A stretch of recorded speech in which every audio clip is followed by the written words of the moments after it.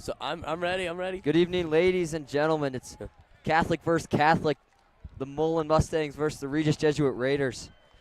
Sam, I'm here with Sam Stern. What are your thoughts on tonight? Well, I have to start off by saying how excited I am to be here, starting our first home game of the season and our first live broadcast. And I'd love to welcome you all, and I hope that it goes well for Regis today, and I'm glad that we all have you with us today. And as we saw earlier, just a few minutes ago, it's the freshmen. It's the first time they'll be here. The first game they're going to have at Regis Jesuit, and they ran it on the field, and that just brings more energy for the game tonight.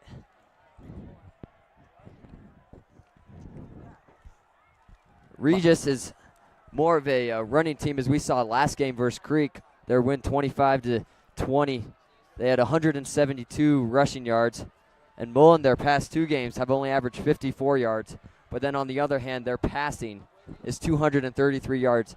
And Sam, that's pretty high. Their quarterback, Dominic, has just a great arm, great accuracy. So they're going to be looking for passes this game, while Regis is going to be giving it to Keon Martinez and DJ Jackson. They're guys who are kind of the ones that build this team. Yeah, and speaking off of what you were mentioning about those stats, last game, their first game against Cherry Creek, I was really excited to see how well our offense and defense produced, but especially, I mean, there were injuries to both teams, obviously, but DJ Jackson went out towards the end of the first half, and it was a big loss for Regis, being that he's one of our best producers on the squad. But I was really happy to see Keon just step up, and in that second half, he showed how great of a running back he is. And he's a beast on the offensive end, and once he gets the ball and starts running, good luck stopping him. And same with going on to defense now. The tackles for Regis last game, 103. And Sam, that's a lot compared to Mullen, 45 a game. I mean, their defense is strong, and this is really, their team is solid this year. And last year, we knew that we lost to Mullen, and this year it looks like the stats are kind of going the other way, favoring Regis. Well, you talk about their defense, the only name that can come to mind from last game is Tama Tuatelli. I mean, you look on that defensive line, unbelievable, and he is an absolute beast. I mean, it was getting to the point where they just gave it to him almost every single time and hoping that he can produce, and it was working. And then we also have number 54, Ben Hecht, who had 17 tackles last game, and national average is only 4. So if you think about it, he's at the top right now. So we'll see if he can do that again tonight. And it's just unbelievable. And then for Mullen, their leader has only 7 tackles a game. So as you can tell, these stats don't really compare too well. Regis is ahead in almost everything other than the passing. So we'll see how that all plays out tonight.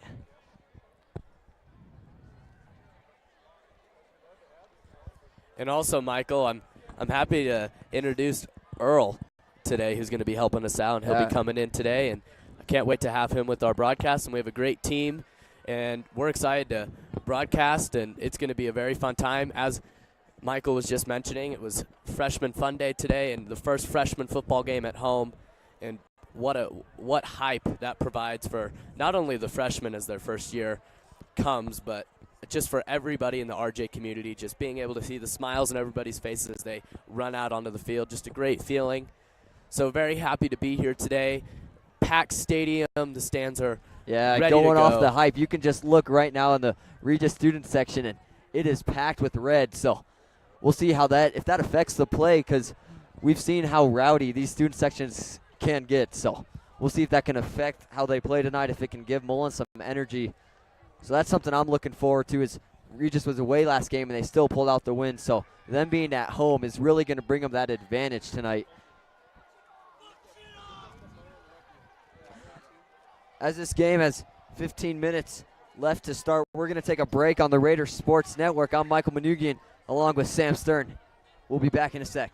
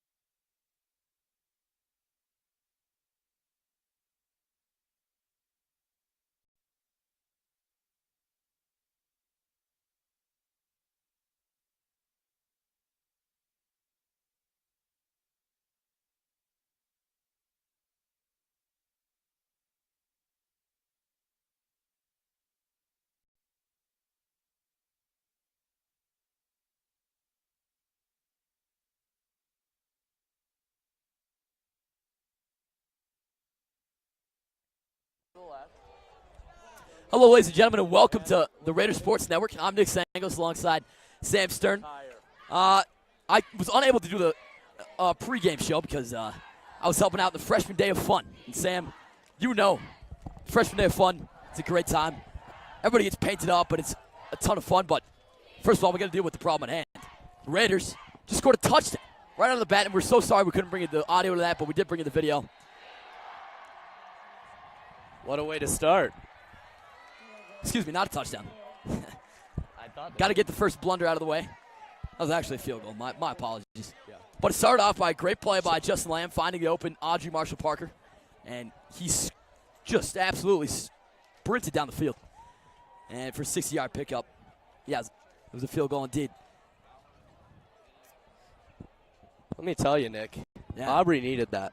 Because last game against Cherry Creek, I just didn't see the normal Aubrey that I'm used to seeing from last season. And after that huge run to start off the game, I see the Aubrey that I'm used to. You know, it wasn't like he had a bad game, but it just, we're so accustomed to see him put up Des Bryant-type numbers out here. Exactly.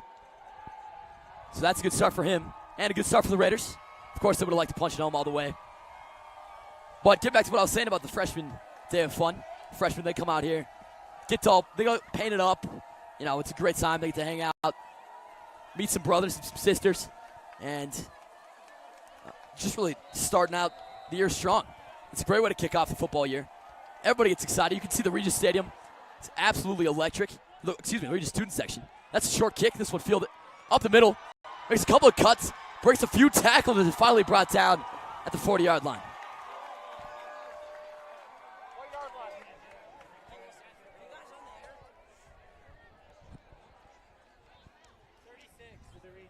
Was it 36? Excuse me, not the 36-yard line. Nice little gain to start off this drive for Mullen. Of course, Sam, you also talk about the Regis-Mullen rivalry. These two teams have played each other for, I believe, about a century. It's a storied rivalry. Two Catholic institutions. As Mullen starts off this drive with a handoff to the left. It's stuffed off right away by the Raiders. Little to no gain. And I believe Michael talked about in the beginning just how prolific Mullen's running back has been.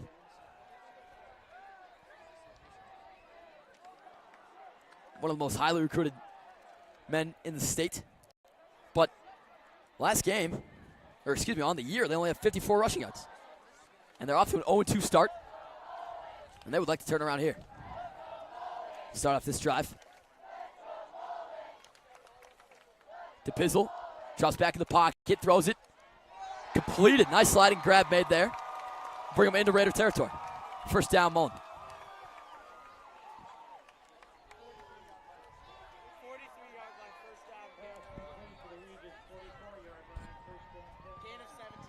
It's a gain of 17 on the play. Pizzle again out of the shotgun. Hands it off this time. Off the middle. Finds a little seam. That should be good enough for a first down for the Mustangs. Alonzo Moon on the carry.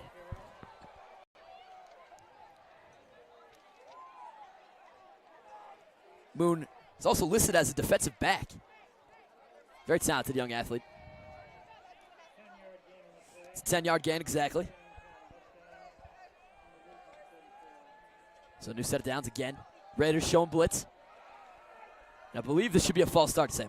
Unless they're going to say that the Raider D enticed the offensive line. I think it might have been on Tama Tuatele. Just did that quick little jab step and might have been a little bit too obvious. Indeed. You are correct on that read.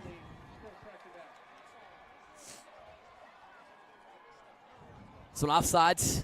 Again, the Raider D had a great game against Creek.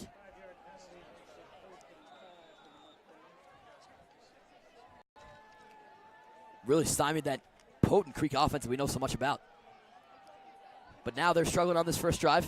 Mustangs are really putting it down their throats. Pizzle out of the shotgun.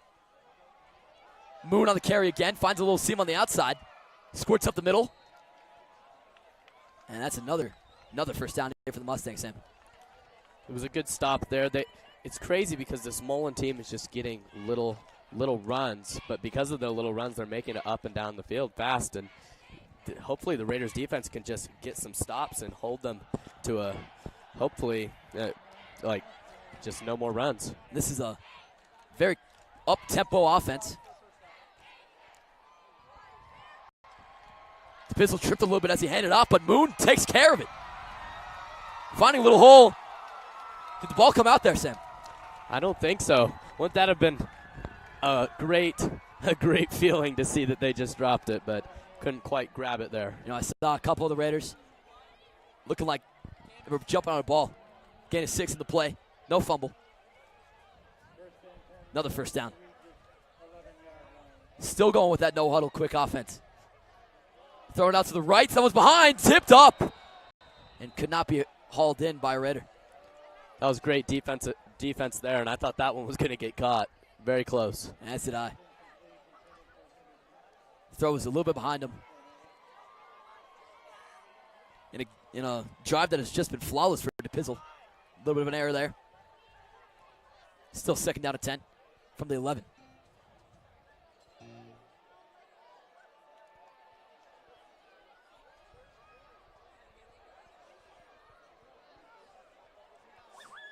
DePizzle again into the shotgun.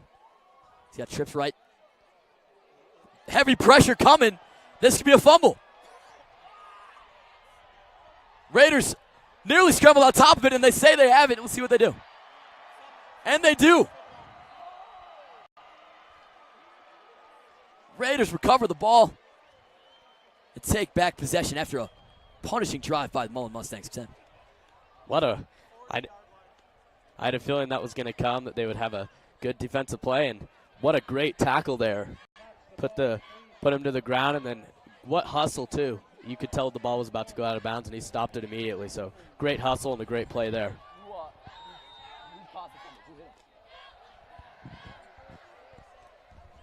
So now it's a first attempt for the Raiders. Justin Lamb out of the shotgun. Senior starter. Had a good year last year. Is looking to build on it this year. Handoff up the middle. Modest gain. Be second down. It's Keon Martinez on the carry. And Nick, I really have a feeling that Keon could be a key matchup for this Mullen team, because Mullen's defense has shown the last couple games that they're not as strong as they would have hoped. Yeah. But you're testing a whole new animal with Keon Martinez at that running back position. Absolutely. Raiders can really pound it with the running game. They got DJ Jackson, and this one's flipped over to Keon Martinez. Short gain. Looks like he almost found a seam up the middle. It's gain of 5 again. Be 3rd and 1. Now, this could be a big third down for the Raiders. Just got the ball back. You love seeing them get points off turnovers. You hate to see it shut down so early as a Raider fan. This one looks like on the handoff should get it. So that'll move the chains for Regis Jesuit. Martinez again. Another gain of 5. Consistency is the key for these Raiders.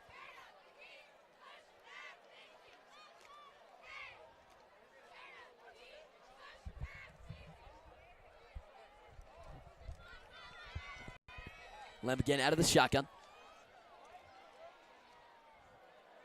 Hands it off this time to DJ Jackson. He is shut down. Loss of 3 on the play. And what defense by 76 Kiana. That was great. Aiden Kiana on the tackle.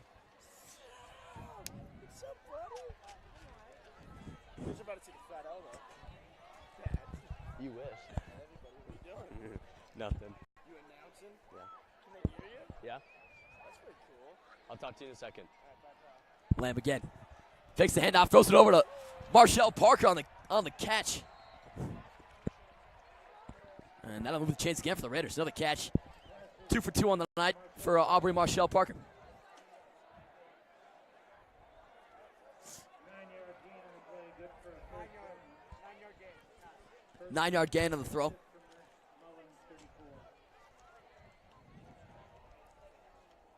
Raiders going to hurry up as well, matching the Mustangs' intensity.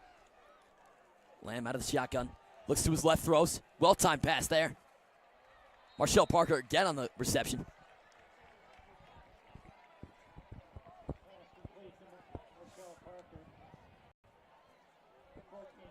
Second down. He's getting 13 on the play. Second down and 1. Coming up here. Lamb again out of the shotgun. 2 receivers to his right and 1 to his left. He's got Jackson in the backfield. Fakes the handoff to Jackson. Keeps it himself. He's got a little room up the middle. Makes a couple of maneuvers around a couple of defenders. What athleticism Inside the 10. for a QB. Absolutely.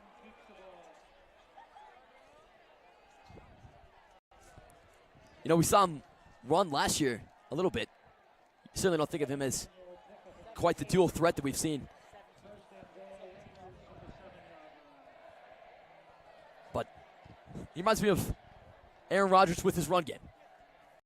He likes to stay in the pocket, but when he can. This is DJ Jackson on the outside. After the bubble snap, and he is just shut down in the backfield. Oh, my.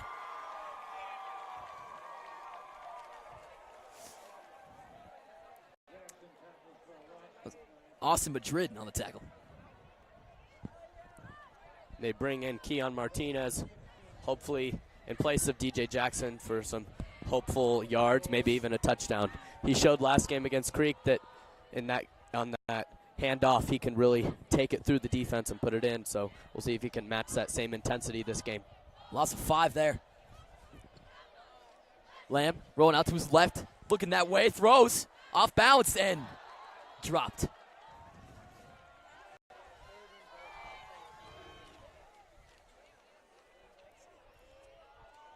Jack Peppercorn was the intended receiver. You know, Jack Peppercorn is an interesting story. I don't believe he played last year. His brother was a starting offensive lineman. This year he steps on as a punter as well as a wide receiver. Lamb again out of the shotgun. Steps up the pocket, hits his man across the middle, touchdown Regis Jesuit.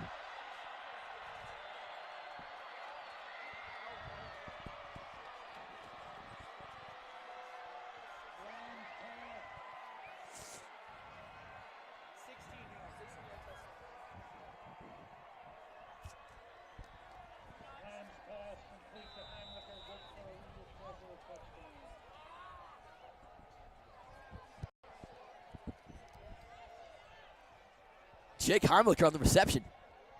Across the middle. And the Raiders, they love this form. Love this formation. Sometimes you'll see them snap it out of there. And they'll try the 2-point conversion. Here it looks like they'll just go straight up. Kick is good. So the Raiders off to an early lead of 10-0.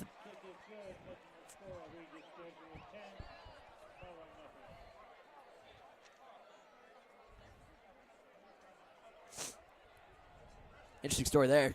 Jake Heimlicher, of course, one of the best defensive ends in the whole state. Had a monster year last year.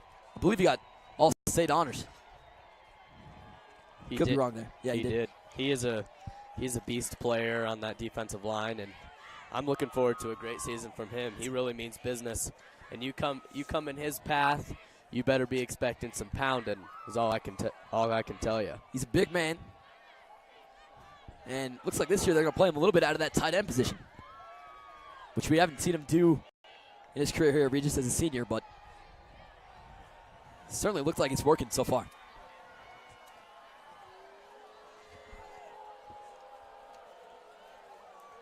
.338 left to go in the quarter.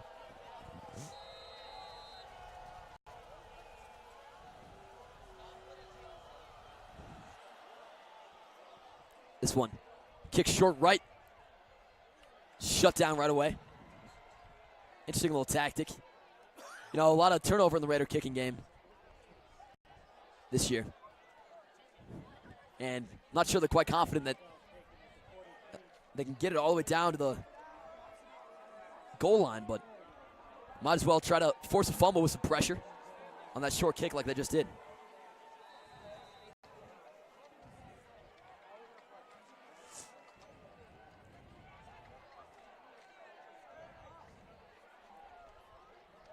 Bizzle under center this time.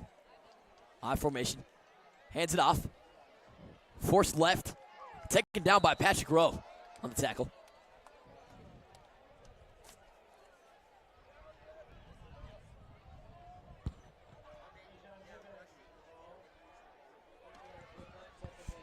And Sam, we're seeing a lot of rushing out of this Mullen offense. Gain of 8 on that one. And historically, they have not been rushing the ball this year as much as they have in the past. Yeah, that's correct. It's just they're trying to apply some strong pressure, and I mean it's worked for them at times, and at times it's gone haywire.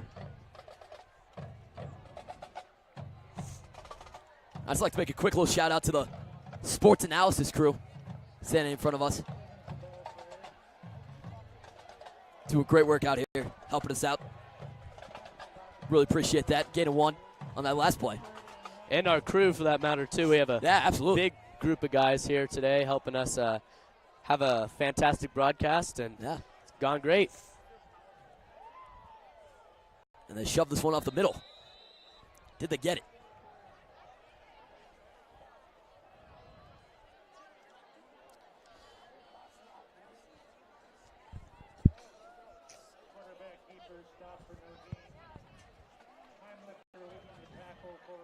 Heimlicher just had a touchdown catch on the stop. And the referee's going to bring out the chains here to measure. Right now it's listed as 4th down. And while we're on this little break, I'd like to start off by letting everybody know that we have officially rebranded from Regis Jesuit Sports Network to Raider Sports Network, and we do have new social media platforms that I hope that you guys will follow, and follow us for live coverage of halftime scores, awesome photos, and any sports things that you love at Instagram at Raider Sports Network, and on Twitter at Raider SN. And I hope you follow and come catch up with your favorite Raider sports teams. Absolutely. We're definitely going to have a increased social media presence this year. So I hope you look out for that.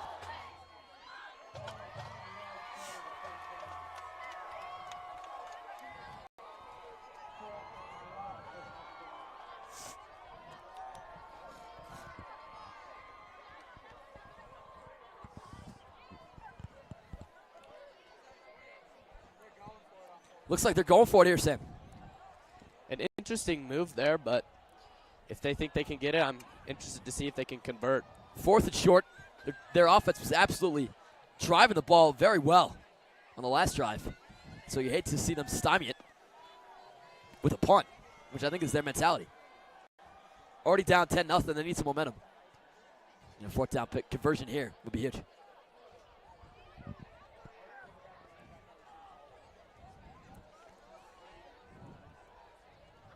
Some sort of hold up here. Mullen will hold it up, as will the Raiders. Quick little note here. On the year for running backs, the average yardage in the state is 29. And Keon Martinez has 140 yards, which he's put on display here today. And Alonzo Moon, running back from Mullen, has 62 on the year. Moon, of course, highly recruited athlete. I believe he committed to play with Oregon next year.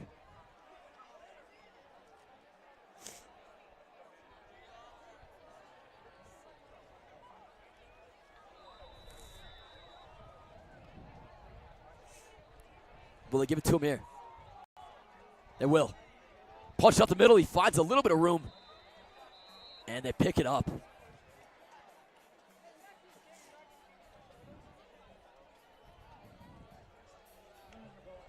Only got the necessary yardage on a 1-yard pickup.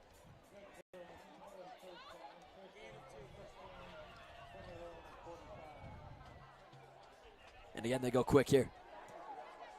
Trying to keep the momentum. To Pizzle.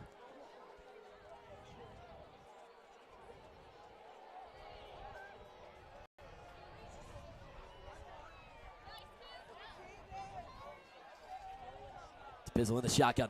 Motion man. Hand it off to him. The end around is working.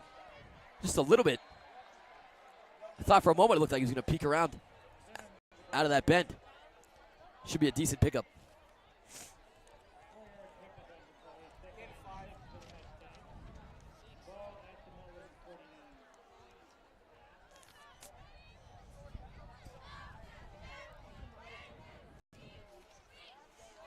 Vivens has been really impressive for Mullen. Absolutely. He's a big guy, too, for that wide receiver position. He's muscling his way down the line. This What throw, a throw. picked off by Patrick Rowe. Here he comes the other way. Rowe to the 20. He's on the outside, trying to cut it back up. Can he get there? No, he's just short. 55-yard return on the pick by Patrick Rowe. All the way down to the 4-yard line. And boy, does Rowe know how to intercept the football, Sam. What a play, too. It was a pretty poor pass by the Mullen quarterback, but the even better defense by Rowe, realizing that his intended receiver just was not even paying attention at the time and was able to recover it and sprint his way down for a 55-yard return. And that's just impressive. That boy can play. He had an interception against Creek. Turned all the way for a touchdown. Almost made it 2 in a row in as many games. There, but unable. Now the Raider offense will pick it up. And that ball is dropped. And ruined an incomplete pass. Keon Martinez, or excuse me. Yeah, it was Keon Martinez, intended receiver.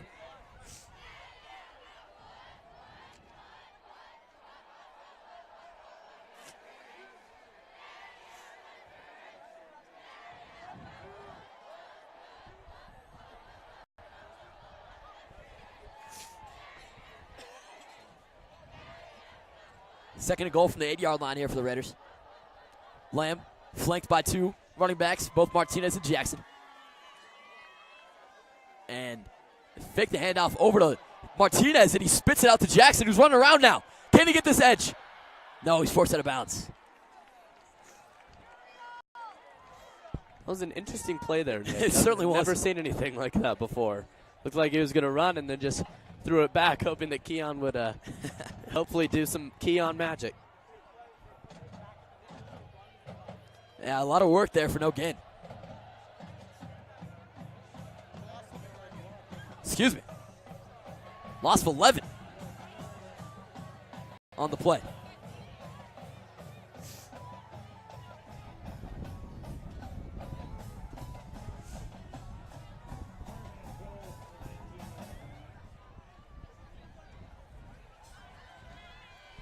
Lamb now third and goal from the 19. Cuts his man across the middle and in and out of his hands. Cade Mendenhall, the intended receiver.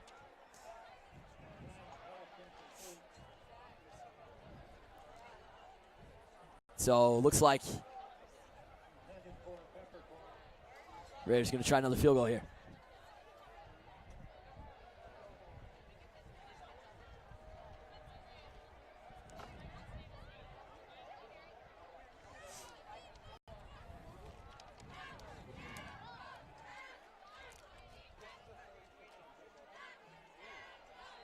And this one splits them. 36-yard field goal is good. The Raiders commanding 13-0 lead here in the first quarter. 36 seconds left on the clock. Now I believe, because the kicker is not listed here on our roster, Sam, but just the buzz been here around school, I believe it's Pierce Thrasher. He's unable to play last week due to ineligibility, but this week he's back. So far, 2 for 2 on field goals. Mullen fans start to pile it in. The Raiders stands have just been electric all game. Is there anything better than high school football, Sam? I don't know. It's pretty crazy, Nick, with all the Mullen fans in front of us. And looking at the packed is an understatement for the Raiders section. I mean, this is probably one of the more packed high school games I've ever been to. First home football game will do that to a school fan base. Of course, the freshmen required to come to this one, so that certainly helps. Yes. And, you know, something I noticed about Thrasher is he kicks his field goals right, but he kicks the kickoffs with his left foot, which is really interesting. You don't see that very often, but it's really cool at the same time. Absolutely. It's awesome to have dominant players with both feet. Decent return off of the Thrasher kickoff.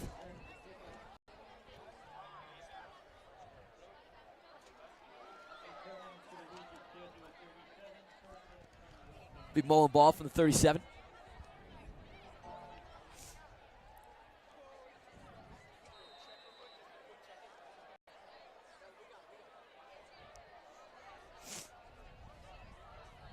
So the Mustangs start this drive. All the momentum in the Raiders' favor. 2 turnovers in as many drives for the Mullen Mustangs. And they ended off here. And shut down at the line of scrimmage. And there goes a helmet. That's not good. Packer Raiders taking down the ball carrier there. Second down.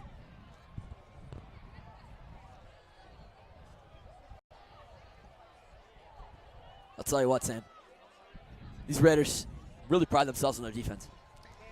They do, and you can just tell by the way they're playing in this game, and also as I've been talking about that Cherry Creek game. I mean, even when their offense wasn't working last game, and even when their offense hasn't been working in this game, their defense comes out and they just shut down. Yeah, you just can't get by them, and it's with Tama Tuatelli, it's with Keon Martinez, it's with all these guys who are just beasts. Is really the only word I can think of to describe them. I mean, beasts. They're big and they're just strong, and the only thing I can think of to say is good luck. And their dominance last year was well documented. Mustangs, of course, went on a little run of their own. Started off the season a little roughly.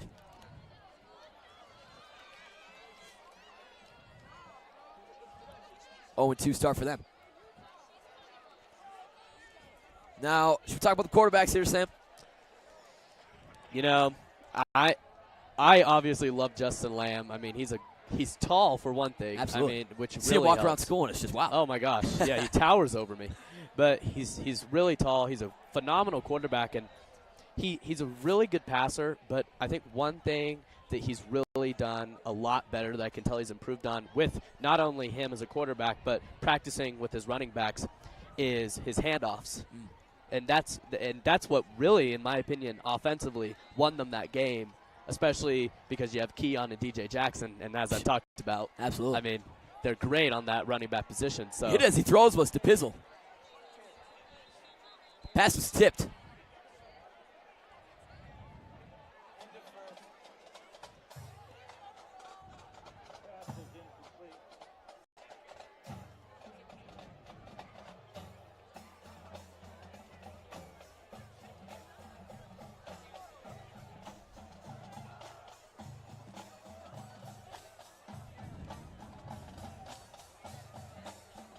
Mullen starting to slow things down. Certainly a change of pace for the first couple of drives. Definitely.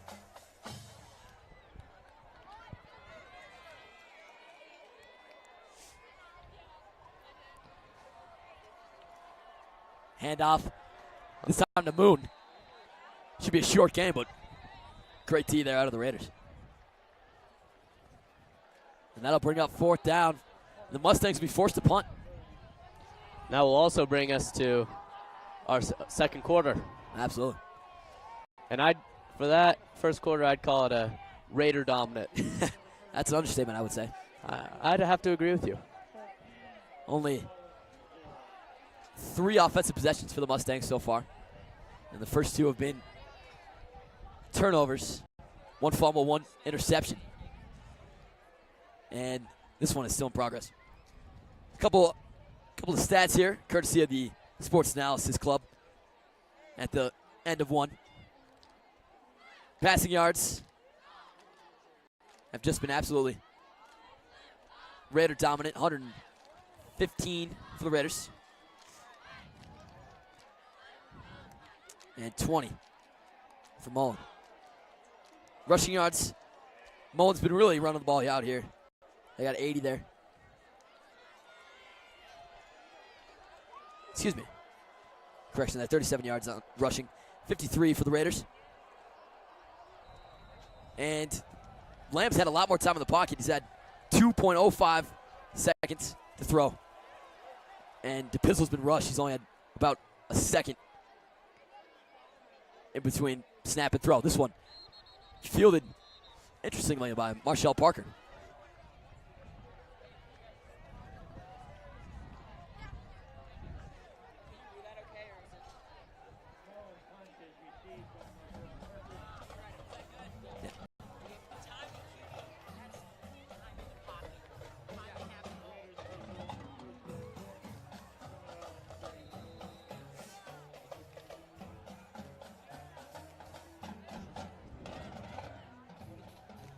So now will be the Raiders.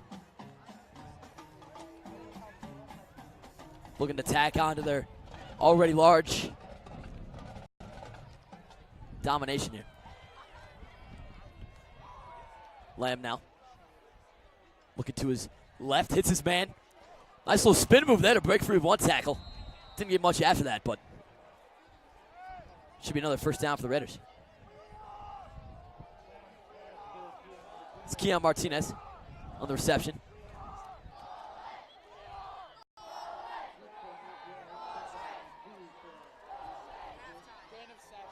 Gain of 7 there. Excuse me, it'll be a second down for the Raiders. 2nd and 3.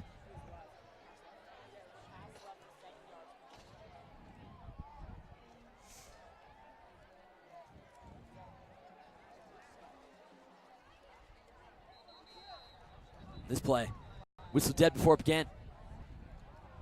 Looks to be false start.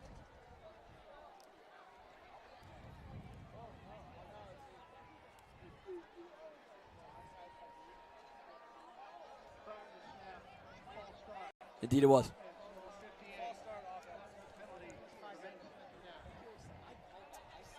And Sam, I want to add another name to the prestigious list of Raider defenders. Ben Hecht.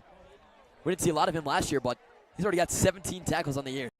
Wow. Which is 13 more than the position average. and we just started. Just one game into the year. Wow. This one thrown across the middle. Picked up, I believe that was Mendenhall, it was, on the reception.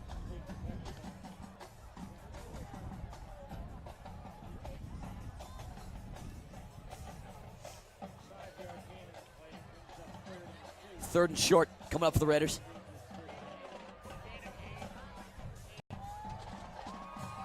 It's a gain of 8. And now Lamb. Trips left. He's got one receiver to his right as well as a running back. They'll hand it off now up the middle. Should be good enough for a first down.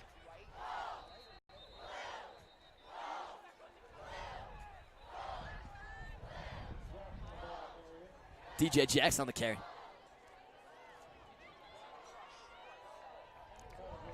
I think these Mullen cheerleaders in front of us are mean to say red and white. Maybe I'm colorblind, but I don't know. It's a gain of 3 and a first down.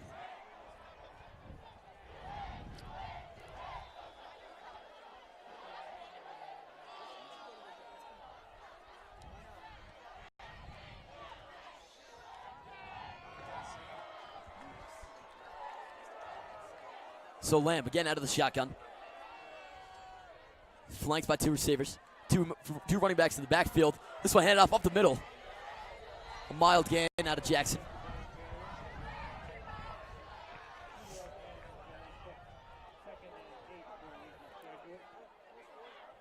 Second and 8 coming up.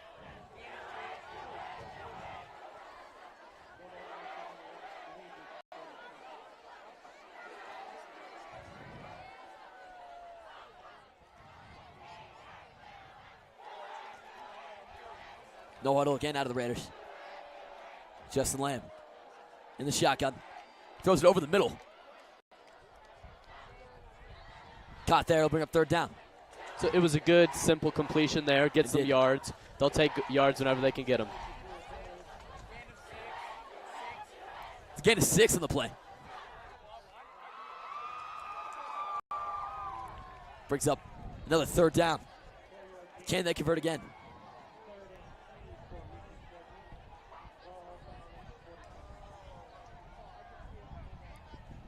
Lamb joined in the backfield by one running back. They'll hand it off there. Got a little bit congested in the lane that Martinez picked. No gain.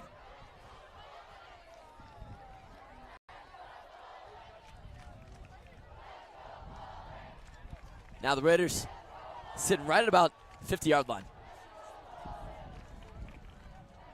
And they haven't announced officially if this is a fourth down yet.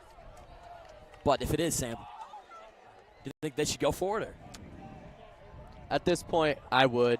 Yeah. I mean, they're not in trouble or in danger of anything at this point. I mean, I would just go for it. That's a tough punt to have as well. Definitely.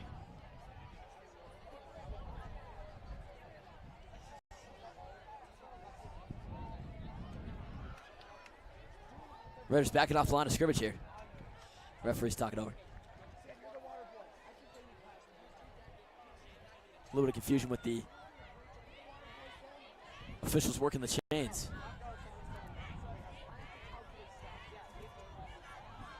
Sam, what does Mullen have to do to get back in this one?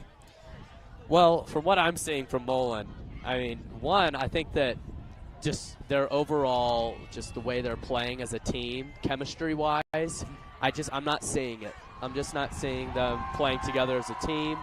But at the same time, also, I was seeing some good offense from this team. So I'm hoping that now their defense can get some stops because their offense was not doing bad. Their quarterback was throwing some good completions. And now if their defense can play good, I mean, they have the capability with their wide receivers. Absolutely. It's a very talented ball club. It's interesting. It's surprising. I mean, they had some tough competition. They lost to Pomona and Valor, both 1 and 2 in the state standing, so you can't really blame them for losing. But they did lose rather handily by more than 20 each time. And 4th and 4, Raiders going to go for it. Here's Lamb. He's in a deep shotgun. And nice little punt there. What a beautiful punt there. Oh, it takes a beautiful bounce for the Raiders. Falls into bounds at the 9-yard line. It's a nice little design there. Make them think they're going to go for it so they don't put a man back to receive. And Lamb, he's actually listed as one of the punters. So we know he can kick. So now it's 1st and 10 for Mullen from inside their own 10.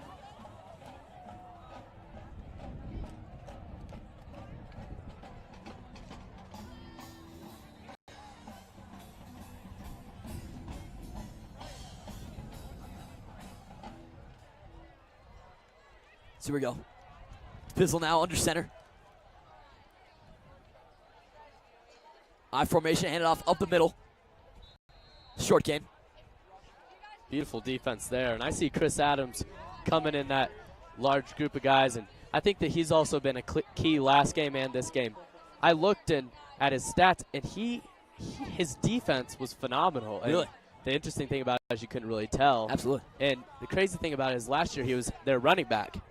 And he made this, talking about practicing over the summer, he put in the work, and he's now become one of their star defensive players, and I'm excited to see what he can bring the rest of the season. Absolutely. The Pizzle now out of the shotgun. They hand it off again. It's on the Moon. Broke free for a moment, then raggled back in. Should be stopped just short of a first down. It's a gain of 6 in the play.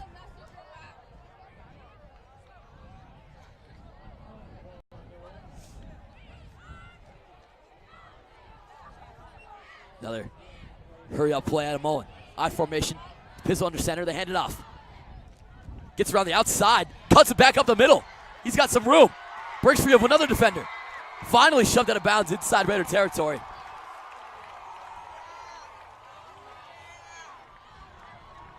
That was Jason Franco.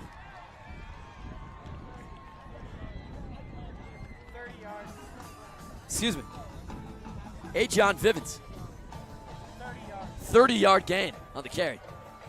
You know, Mullen's really been sticking to this running game. We haven't seen a lot of throwing out of DePizzle, but looks like they're starting to get their groove back. Certainly in that first drive we saw a combo of both. Now they're almost going exclusively run. Whistle blown. Timeout called by the Raiders, trying to slow things down here. We'll take a quick break here on the Raiders Sports Network.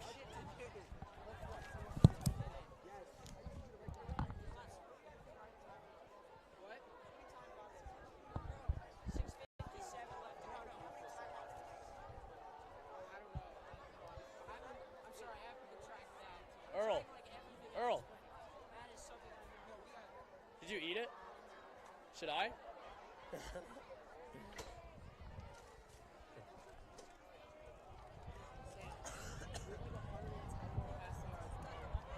Okay, write it down. Okay, good. Welcome back to the Raiders Sports Network. Mullen getting a nice start to their first drive of the second quarter. Excuse me, second drive. This time to hand off to the left with Moon. And he's wrapped down for a modest gain.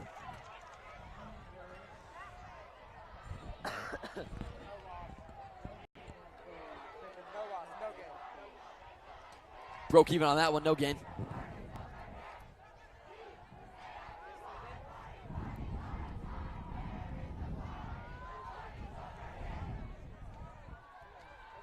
Pizzle now throwing. Look at deep downfield. He's got a man open. Caught. Mullen touchdown.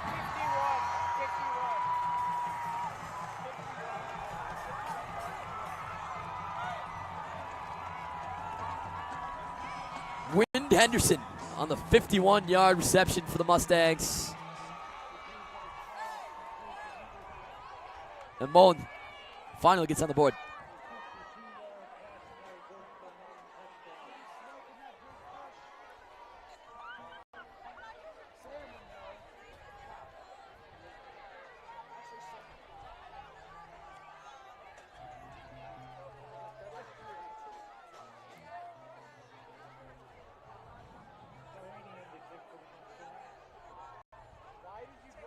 High snap, blocked. Regis Jesuit covers. And unfortunately, in high school you cannot return it, but Patrick Rowe with again another fantastic play. That was him on the block. So 13-6.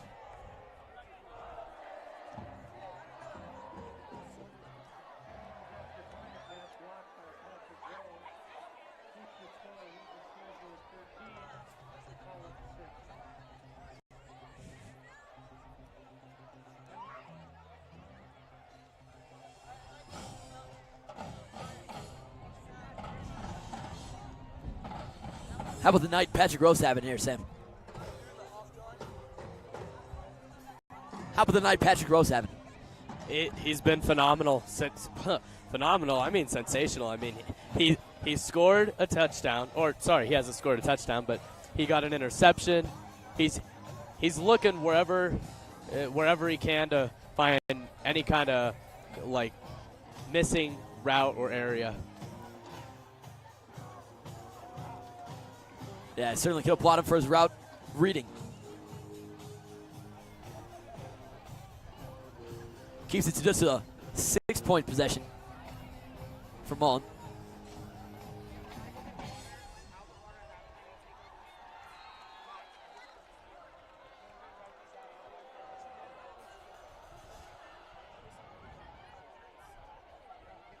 This kick is fielded before the goal line and shut down. What a hit.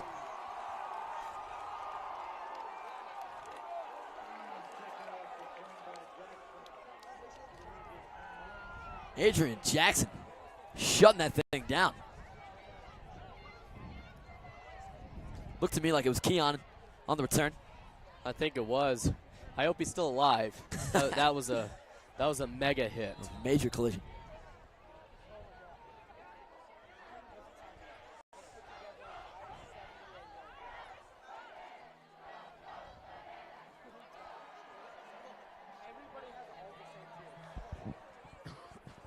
Lamb in the shotgun. Hands it off to DJ Jackson. A couple of yards picked up there. Bring up second down.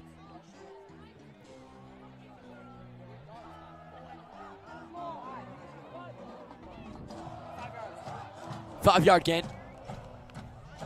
6 minutes left to go in the half. Raiders, and the Mustangs for that matter, really have not been that methodical in their offensive possessions. Taking a very quick pace.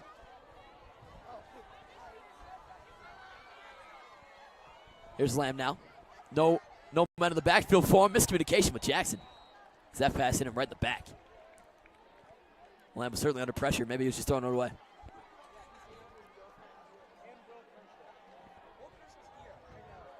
It's one of the first incompletions of memory I can recall from the Raiders that wasn't a drop. 3rd and 5.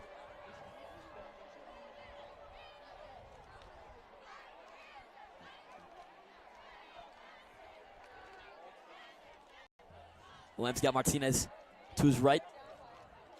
Trips left. He looks that way. This one completed and hit almost accidentally, right as he caught it. Incomplete pass.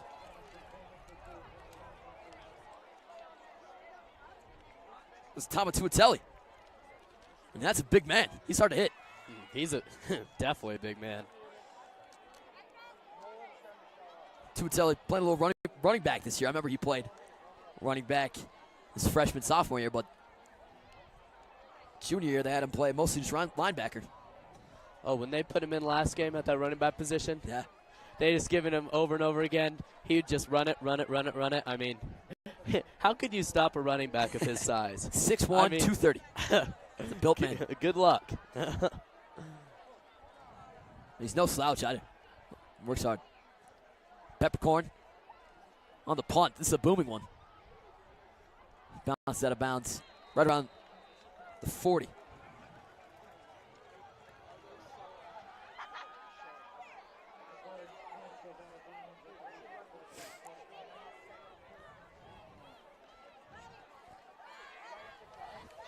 .5:30 left to go in the half. And Mullen start this possession right at midfield.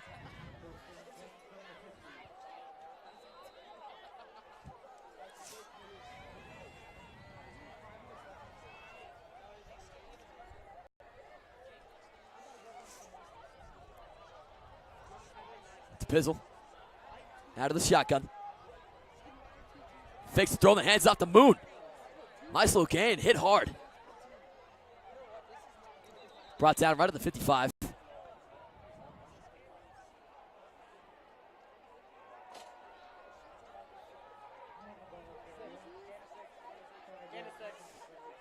It's gain of 6. 2nd and 4. As the clock beats down under 5. Pizzle, flanked by 2 wide receivers per side. 1 running back, man in motion. They hand it off to Moon up the middle, and that's read well by the Raider D. Shut down almost immediately.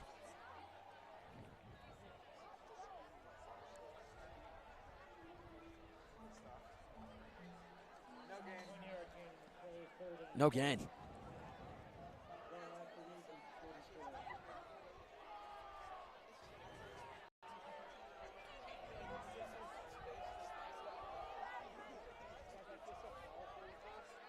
Pizzle again. Hands off to Moon towards the left side. Really leaning on his shoulders on this drive. Looks like it's going to be short of a first down. Gain of 3. 4th and 1 coming up. And really, this is no man's land in high school. He can't kick a field goal, can't punt it. And with such short distance to go, it's almost inevitable you go for it.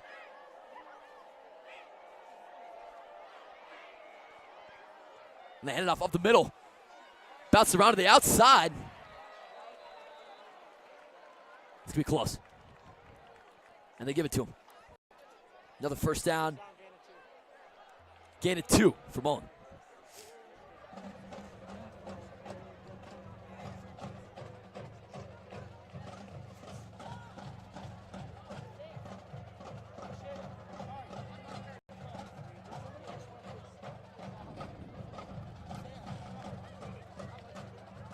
Pizzle again out of the shotgun.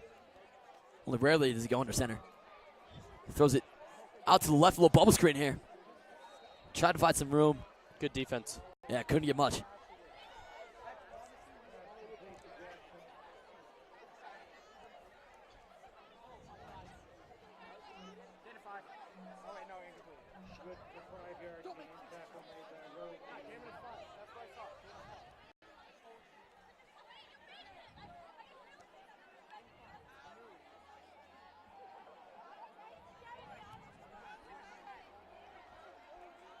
And a little bit of room there.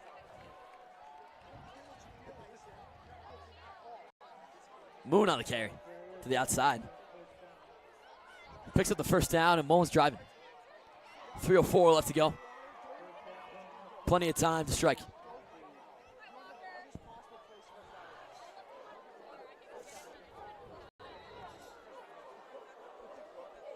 Timeout called by the Raiders. Sam, anything you want to talk about in this drive here from Mullen? I mean, I think I'm finally starting to see some life. I mean, I think after that one touchdown, that was just obviously a beautiful, beautiful look and a great finish there. But, I mean, it's crazy to me how this team could just go from not playing that great in the first quarter and then jumping into the second quarter with a lot of energy and realizing that they're 0-2 right now and they need to get some momentum and start playing like a fully functioning football team. Absolutely. Year in and year out, they're a top 5 football team. Tough start this year, but again, the loss were to Pomona and Valor. 2 best teams in the state. Raiders certainly are a fantastic team, but they're not on that upper echelon that Pomona and Valor sit. Top 10 ball club nonetheless.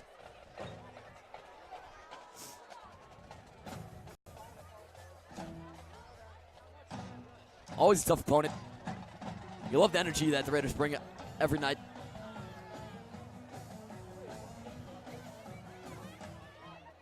And they pound up the middle here. A lot of power. Oh.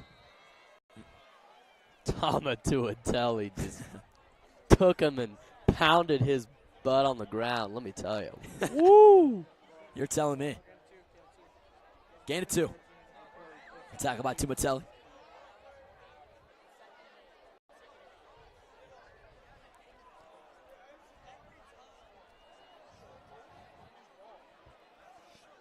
Here's the Pizzle. Motion man. They run it to the right. The ball was on the ground for a moment, but the Pizzle jumped on it. I think his knee was down anyway. Fooled me there. I was trying to find the ball. Like that little fake end around, fake handoff, triple option kind of deal. Loss of 1 on the play. 3rd and 9 from the 20.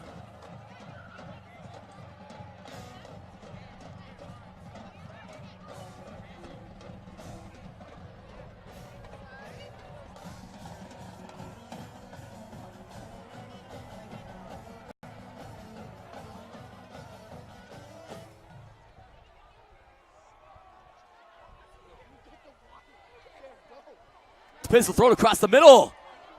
Jumping catch almost made in and out of his hands.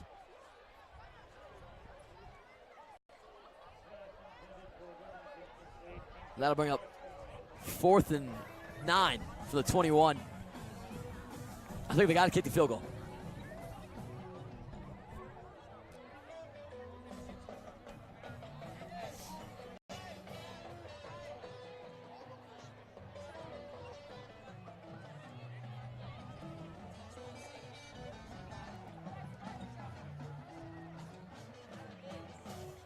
They're going for it.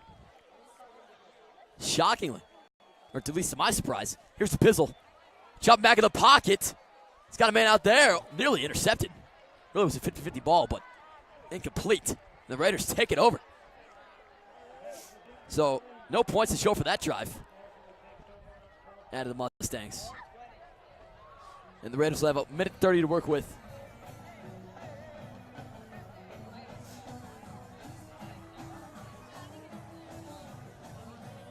Certainly are pinned back in their own end here, Sam.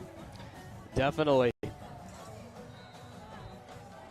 And I'm hoping with even though it's only a minute 24, I hope that the Raiders can come up with some energy, with some flow, and maybe score a touchdown, maybe not. Just hopefully they can get a good, strong run that can maybe get them into field goal position, if Definitely. possible. And Thrasher's got quite the leg. Talk about that here in a moment. Lamb bouncing back in the shotgun, rolling out to his left, throwing on the run. Ooh.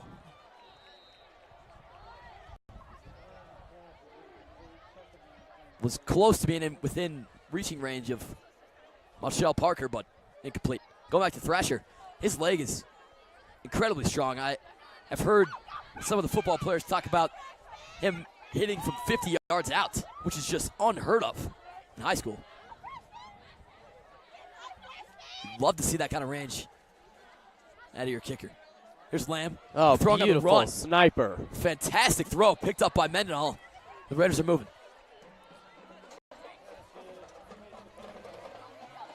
1:11 left to go. The Raiders going quick. They got to as the clock starts again. Ticks down under a minute 10. Lamb takes a snap. Looks out for a quick hitter. And there comes a Pass flag. interference called. I think rightfully so. A little too tough. Grabbed Tama and just threw him. Yeah, Thomas Tuitzelli, intended receiver, out of the backfield. You like that kind of power he can give you. You got to respect him up the middle. He'll just pound it down your throat, but he's also got some soft hands. He's got to be aware of that as well. Quick little notification. Michael Manoogian will be picking up the broadcast at the end of the first half and also be doing halftime show duty, so we look forward to handing it off to him here in a moment.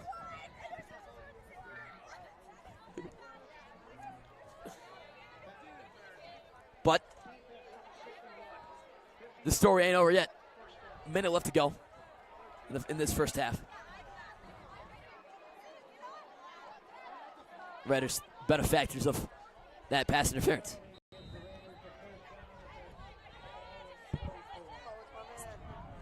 Their ball for the 40. Lamb rolling to his right. Hit as he is rolling. It still stays up. Oh, Still stays up, but God. it's a miraculousness that he didn't end up taking a sack there. The way to stay on his feet, too. Absolutely. He doesn't strike you as a very strong guy. He's certainly tall and big, but he really fought off that hit well.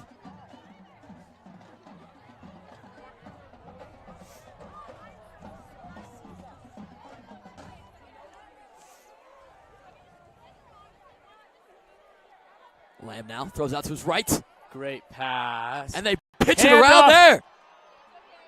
Yes. A couple of more yards gained. That was reminiscent of the CU Buffs back in the 80s, baby. And guess who that is? Yep, it's Keon. Yep. An exciting gain of 15 there.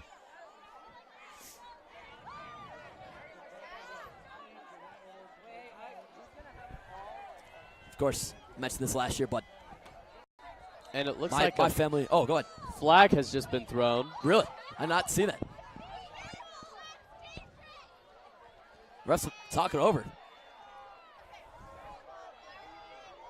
But to get back to my anecdotal story, my family's a huge CU Buff family. Both my parents went there, and I like to sprinkle in a couple of Buff references whenever I can to the broadcast. But if you want to talk about dual athlete, Justin Lamb, certainly an athletic guy, plays basketball as well. Gets a lot of playing time on the varsity team, did last year. And with the departure of Samba Kane, he'll likely be getting a little more minutes at that center position. But that's for another time. Now the Raiders sit with 43 seconds left to go from the 31. Need a couple more yards to get within the very edge of Thrasher's range. Be about 48-yarder now, which he's capable of, but you'd like to get it a little more comfortable. 43 seconds. Again, left on the clock. Lamb now trips left. One running back in the backfield. He rolls out to his left, looking that way. He's got Mendenhall open. Instead, throws down deep. A little bit underthrown. And pass interference called again.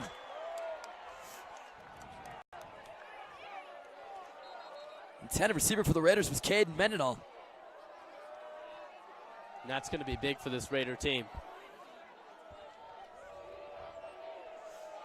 Mullen fans not happy about it, but I think that's just that's a tough play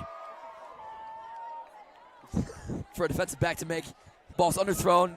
Receiver's cutting back to get it. Can't just let him catch it because, for obvious reasons. Shouldn't even mention that. But he also can't get all up in his face, which is tough to do. So 15-yard pickup on the penalty for the Raiders. 36 seconds left to go. Then the 20. Inside that red zone. We haven't seen a lot of work from there for them today. Lamb now out of the shotgun. They go quick. As soon as they set up. Throw out to his left. Caught there by Marshall Parker. Great cut up the middle. And he punches it in. Touchdown, Raiders.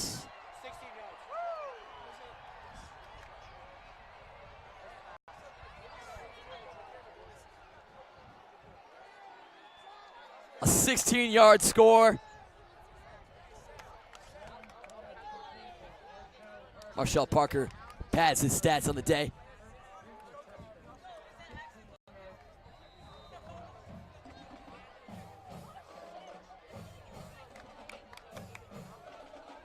And hoping Thrasher can nail in another field goal attempt if possible. Extra point coming up. Certainly could have seen him go for two there. But they do elect to kick the field goal, and it is good.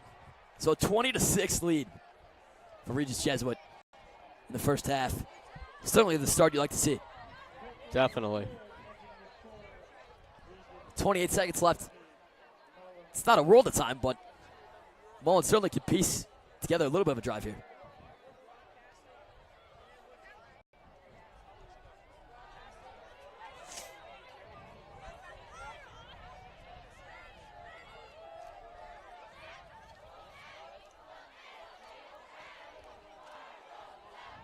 Certainly could see a little bit of a buzz in the Mullen fans, but I feel like they've quieted down in the last minute.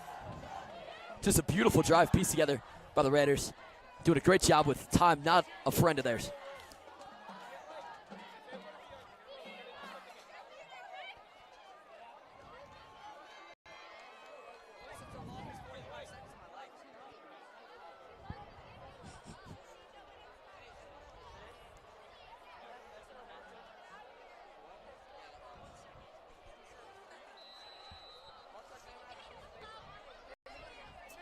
Expect another short kick here for the Raiders. They do. Punch it. Takes one bounce. A drop for a moment. Boy, what kind of a factor that would have been on this game. The Raiders could have picked up that one, but instead it'll be Mullen ball from the 30. They'll take that quick tackle. And it was a great one right there. Aggressive play. You know, I'm liking this strategy. Certainly isn't the most orthodox methodology, but Raiders like to go with some short little kicks, putting enough pressure on there to just scare the returner. We'll see if Mullen kind of wises up to that and puts their return men in those positions in the second half. Here's to Pizzle. 25 seconds left on the clock. See what he does here.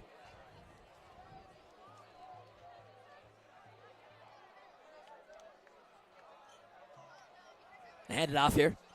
Oh, And what a play. Just stuffed. Off the middle was Moon. And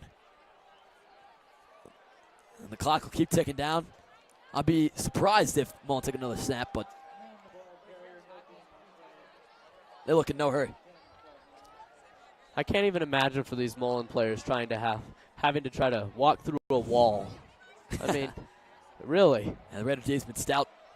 So that'll do it for the first half of play here. The Raiders taking a commanding 20-6 lead. All the momentum on their side coming into the half. Sam, it's been a pleasure. Thank you. Going to hand it over to Michael Manoogian for the halftime show and for the second half duties. And we appreciate you listening here on the Raider Sports Network. I'm Nick Sangalis alongside Sam Stern. Sam, you want to get water? Or you good? I'm going to go get something to eat. You want me to just do some of my own then? Yeah. Just right over.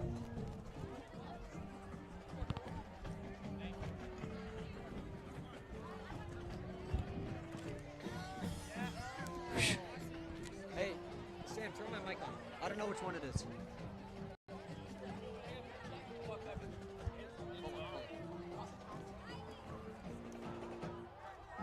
Am I the second mic or first mic? They're both off.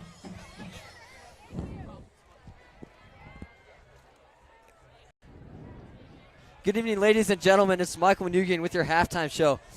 So far, we've had a kind of an upset so far, 20-6. But as we said in the pregame show, we were expecting it with the amount of yards Regis has been able to get on each play.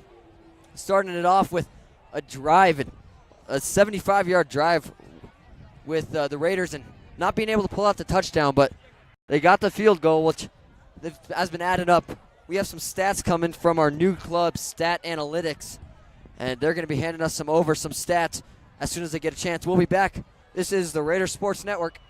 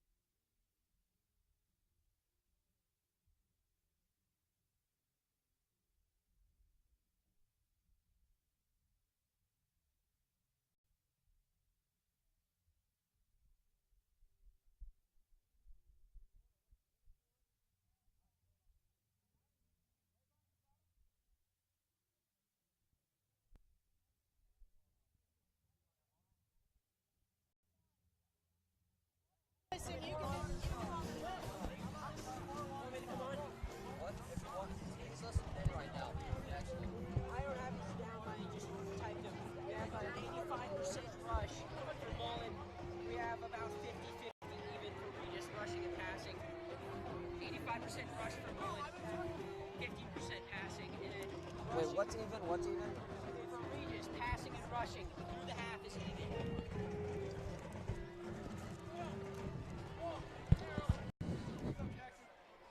Good evening, ladies and gentlemen. We're back on the Raider Sports Network. Thanks to our Stats Analytics Club, we have almost all the stats we need for this halftime show. Starting off with the passing completions. So far, let me try to figure this out. Excuse me. Hold on one second. Percentages.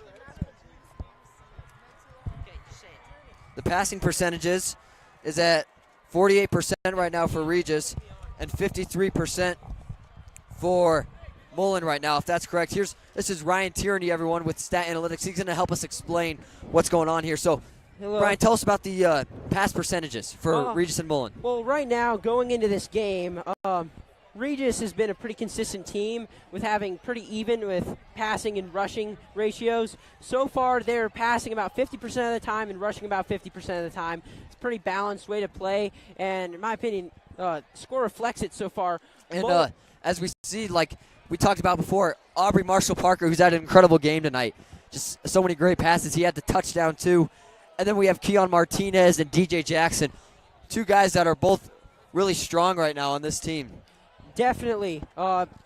They've been raking in the passing and rushing yards for the team for Regis, and we've been doing a good job on that. Mullen, on the other hand, they're doing something a little different this game. In past two previous games, they have their passing has far outweighed their rushing, and this game is the exact opposite. They're rushing about 85% of the plays and passing about 15% of the plays. Now, and this is for Mullen, right, Ryan? Yeah. So it's interesting is their last two games, they had their passing yards was 233 yards per game was their average. And with Dominic DePizzle, it's just he has such a great arm. It's kind of surprising they're not throwing tonight. And it just shows you how great the Regis defense is doing with the way that Mullen is setting up their passing plays. And, we have Keon Martinez out right now is out on defense, and it's really helping us. They're stopping their passing game, which is kind of what the Mullen runs by. So we'll see how that goes. Ryan, what else do you have for us? Well, elaborating on your point right there, Mullen is doing about 15% passing, but in the 15% passing that they have about 74 yards, which is pretty substantial numbers considering how few times they're going to that passing option. Right now, they're rushing 85%.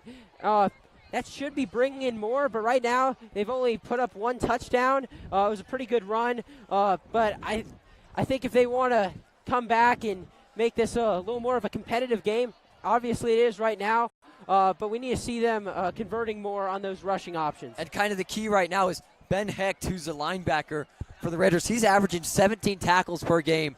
I'm not sure how many he has tonight, but it is helping us so much with the national average only being 4. He's way above it. And then on the other hand, Mullen, Adrian Jackson, number 29, is only averaging 7. So as you can see, their run game is being stopped by this great defensive line we have. Well, what else do you have for us? Well, speaking on the defensive line, I mean, like tackles, sacks, that's one thing, but also quarterback pressure. In this first half, Regis, our quarterback, Justin Lamb, he spent about 2.5, 3 seconds in the pocket on each possession. That speaks for what the offensive line is doing in protecting him. However, Mullen's quarterback, he's spending an average of 1.08 seconds in the pocket. That's where he has the ball and he hasn't handed it off or passed to someone. So he's getting rid of that ball fast, and that speaks a lot for the pressure that we're putting on him. And that's really key for the Raiders because Justin Lamb, he's also ran in a few plays, and that's what's helping us right now. And Mullen, on the other hand, they're not giving their quarterback much time thanks to our great defense, Ben Hecht, who's always coming in, Jake Heimlicher, just a great player. And this is what's stopping them each play. Yeah, definitely. Obviously, there are a few plays on there in the first half that they slid by. There was one pass by Mullen for 52 yards. That was the one for the touchdown. But other than that, the defense has been consistent and stifling at that for the Raiders. And as Mullen's going into this half, they need to be thinking about that rushing option. And also they need to be thinking about being able to defend that balance that Regis has between the rushing and the passing. Because right now, the Raiders right now, at least for the first half, they knew that Mullen was going to rush most of the time. Mullen, however, they knew 50% maybe about when the plays were going to happen, whether they're going to be passing or rushing. So they need to be a little more focused on that. And that's what it all comes down to is the coaching right now. And Coach Philman, who's done a great job, he came from Arizona, winning 2 state championships up there. And he comes down to Colorado, doesn't get where he wanted to last year. And this year he comes out strong, knowing how to coach. Football team at a football camp over the summer, and they learned about grit and teamwork, and it's showing. The past game you saw in the fourth quarter, they had the 15-minute drive, And it's just amazing how when this team comes together, they can really be solid and work together. As you see, it's 50-50% right now on the passing and rushing. And that's what's helping us out, Ryan, is we're able to work both sides of the offense. On the other hand, Mullen right now is only rushing. So if we can see some more passing from them, that might bring this game closer. So we can see what happens there. Yeah, definitely. And Coach Philemon, we're passing, rushing 50-50. But don't think that's just a coincidence. Coach Philemon knows exactly what is going on here. This is a coach, especially in this modern age. Analytics runs a lot of sports. He knows what's going on. He knows the trends that are happening. And he's it shows. aware of that. It definitely shows with the way he's working. And the same with the play calling. We had a couple of options tonight. One of them didn't work. We had a loss of 10, I believe it was, when he tried to give it to DJ Jackson. But it shows that they're thinking. They're going outside the box. Who knows? Maybe we'll see an onside kick. Even with the score like this, he just thinks outside the box, and it really helps the Raiders. I wouldn't call it thinking outside the box, but thinking about it from a different perspective, a more modern perspective, which, to be perfectly honest, is outside the box. We're moving right now from an era of football being just more grit and heart and just gut feelings, and it still is that. There's a lot of that in there. There's a lot of heart in the game of football, but we're also getting smarter about the way we play. We're taking these stats, paying attention to them, and definitely shows in this game. And that's what really helps us. Thanks, Ryan, for being on this halftime show. We're going to hand it over to Earl here. All right. Thank you. It's my pleasure. Here you go, Earl. And good evening, Michael. Earl, it's great to have you on the show. This is Earl Stevens. Earl, fill us in on what you've seen tonight. All right, so I have 3 keys to what our Raiders need to do to keep winning this game. So our first key is that we need to have our offensive line have our run block set. We need a bigger space and a better block for us to score more touchdowns and gain more yards. My second key is that on defense, we need to get our run block in so Mullen can't gain as much yards as they're gaining right now. Because Mullen decided some 10, 15-yard drives that our defense needs to stop. That's the plays we need to stop right there. Yes. And then my third and final thing is that our wide receivers can shake it up. We can throw a slant route or we can throw a screen pass, anything to confuse their defense and get into that end zone. Even having our running backs go, we had DJ Jackson go out for a couple passes, and he's not a wide receiver, but if Coach Philman needs him to be, he's going to be there for us. Yeah, and with his enormous body that he can really put it down on different players. And so I think that he's actually really the right player for that. And same with Keon Jackson, 2 guys that both have such a strong body, able to plow through guys. If you think they're going down, but then they gain another 4 yards, and it's remarkable what these 2 guys can do. I know, and they're just really a dynamic duo here. It's just like the Steph Curry and Klay Thompson of Regis Jesuit. They work together. Yep. They work together, and when they do work together, they're on the same page. Turns out great for Regis, as you can tell with the score, 20-6. Earl, thanks for those 3 keys. There's 2 minutes left before the third quarter is about to start, so we're going to take a break on the Raider Sports Network. I'm Michael Manoogian. And this I'm is Earl Stevens. Thanks for being on the show. Thank you.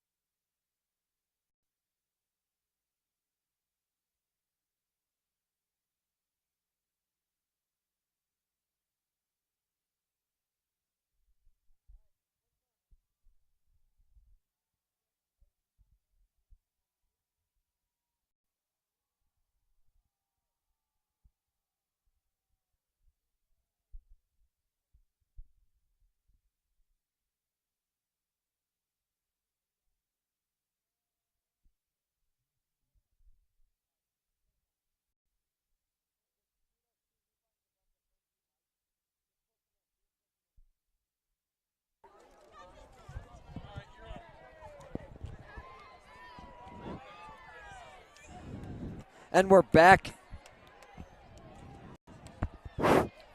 And we're back on the Raider Sports Network. I'm Michael Manoogian, along with Sam Stern, who's been our color for the past 2 quarters.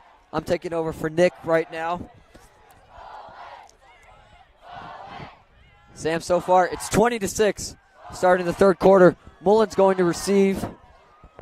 And both student sections right now are showing a lot of energy. And as we said before, Mullen's still looking for their first win, and it's hard when you go away, especially at a rivalry. It's hard to get that first win here, and they're going to need to do a lot of work to try to get it.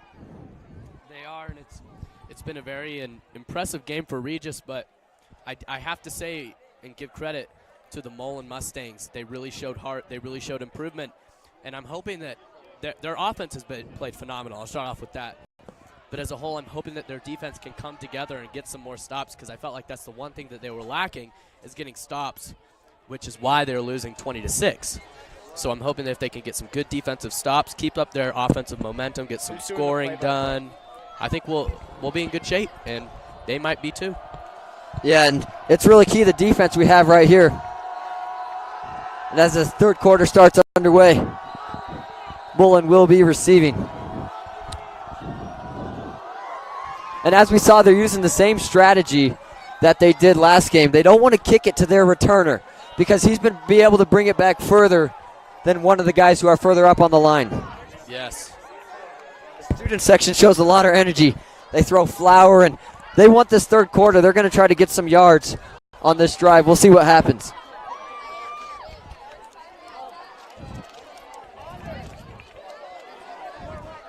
And Dominic DePizzle, the quarterback for Mullen, he hasn't been playing bad tonight. Sam, what do you think about him? No, he definitely hasn't. I've really been impressed with his overall throwing ability. He has some great length, and also he has some great distance on that throw, and I'm hoping that and accuracy on top of that with all the yards he's been getting. Yes, which always helps for any team. So hopefully those accurate passes can keep going. I mean, his receivers are phenomenal as far as I can tell, and his running backs have also been doing pretty good too. So I'm hoping that they can continue and keep up their offensive momentum as I keep. Definitely, and that's going to be key right now for Mullen is keeping that offensive momentum if they have any. They're going to need that energy. In the shotgun, hands it off to the left side, tries to get around a defender, and he gets a couple yards on that play. And Moon is just destroyed on that play, just doesn't get anywhere. He tried to cut around the outside and just couldn't get far. Raider _SN.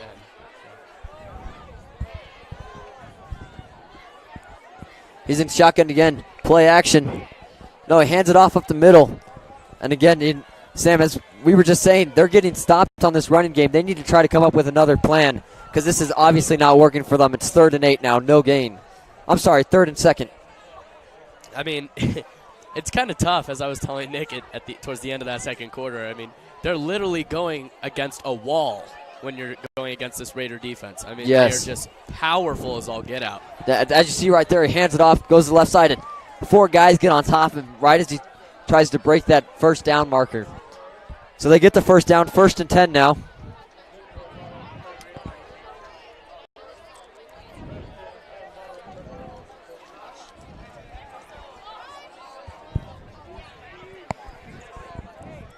And Sam, even though it's early, they're still going to need to be watching this clock. So they have to get a couple touchdowns to try to get back in this game. Definitely, they're definitely going to have to watch it. And Raiders also need to be being a little bit more strong on their defensive side because they're letting these Mullen Mustangs just kind of go. And Moon shows it for the Mustangs. Right there, what a great drive. And it starts off with the pump fake that almost everyone on that offensive line fell for. And he was able to cut around to the left side. That gets him a first down. Now they're on the other opposite side of the 50. Right around the 40-yard line. And Moon is kind of their guy right now. He's the one carrying this team with those yards. Definitely, Moon's been a force. And there he gives it to him again. Tries to cut up the middle, but is stopped this time. Not able to get anywhere. And there comes the Raider Cavalry.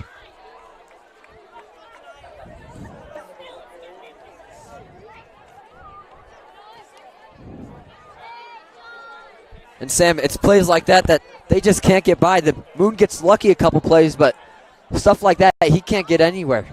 No. And it all comes down to speed, whether Moon can cut around to the outside, and if he can, he gets pretty far. Dominic in shotgun. Play action. Does a screen. Number 83 is going to take it up. It's pulled down right around the 25-yard line. So the Raiders are going to hold them to a third down, and I'm hoping, Michael, that they can stop them and just end this run, because if they keep going this way, they're going to get closer and closer, and we don't want them to have that easy field goal attempt, because we've seen that their field goal kicker is completely capable of making a field goal from a close distance. Yes, indeed. And Jake Heimlicher is a guy to watch right now on 3rd and 5. He's going to try to look for that sack. He's on the right side right now. See if he can get anywhere. And the pass is blocked. And they're going to call it incomplete, almost taken. Can you believe who that was, Michael? That was Tama Tuateli. I mean, what hasn't he done for this Raider team in the last 2 games? I mean, last game was unbelievable by him. That was probably one of the best games he's had of his life. And here he comes again, coming off that, building off that momentum. It's unbelievable. Offensively, defensively, I mean, you name it, he does it.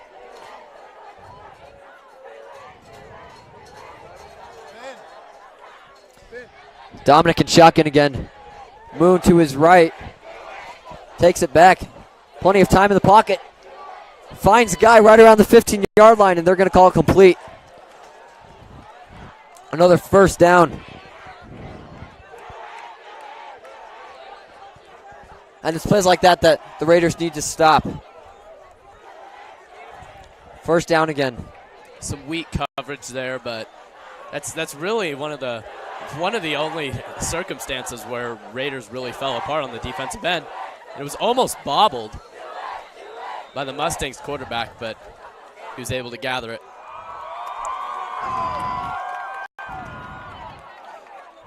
Right there, Tama Tuateli. How do you say his last name? Tuateli. Tuateli. Right there, you can see he has passion for this game. Right there, you saw him get up with number 66 on Mullen, and they were having a confrontation. So he has passion for this game, and that's what drives him each game.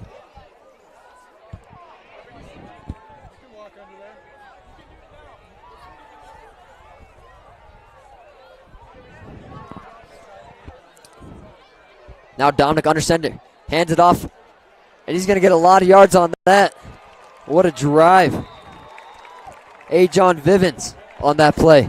Gets another first down. 11 yards on that drive. And Sam, when they find an opening, they take it.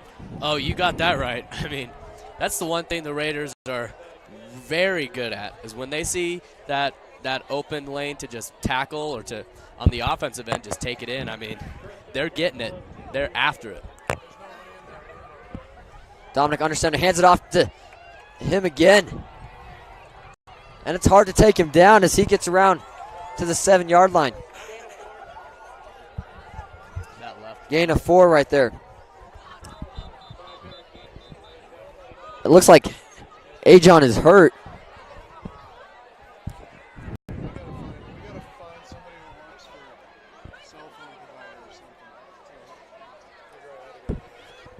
And Ajon with another drive gets hurt. And as you saw, this is really going to affect the Mustangs right now if he comes out. As he was kind of bringing them on that drive, Sam. And right now, all they have is Moon and Dominic if he has to come out of this. Oh, this could be a complete game changer for this Mullen Mustangs team. I mean, they are phenomenal. He is a phenomenal player. I mean, he has constantly shown his athletic ability, and I mean, he is a huge guy, Vivens. I mean, if Vivens gets injured here, if I were the Mustangs, I would be worried, because they do have good receivers on their team, but none to the caliber of Vivens. I mean, someone who can run, who is just bulky as all get out. I mean, that is just a crazy athlete. He was the backbone right now for the Mustangs, and with him coming out, that's going to put them in trouble, as we said. We'll see if he's okay. We're hoping he's okay. We'd love to see him get back in the game. He gets up on his own, and he's going to be able to walk to the sideline on his own. And that's good for the Mustangs, but not good for the Raiders.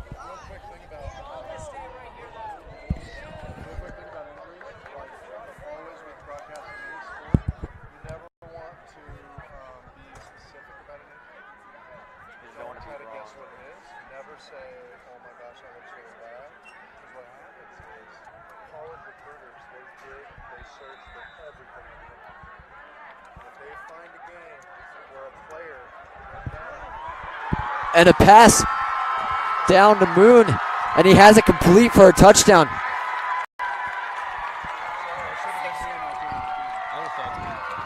That was a great play. Plenty of time in the pocket for him to find him in the right side of the touchdown. No one was on him. Looks like there might have been some confusion by the quarterbacks with no one there. Wide open pass. And that brings it 20-12. Mullen might be going for 2. We'll see what happens.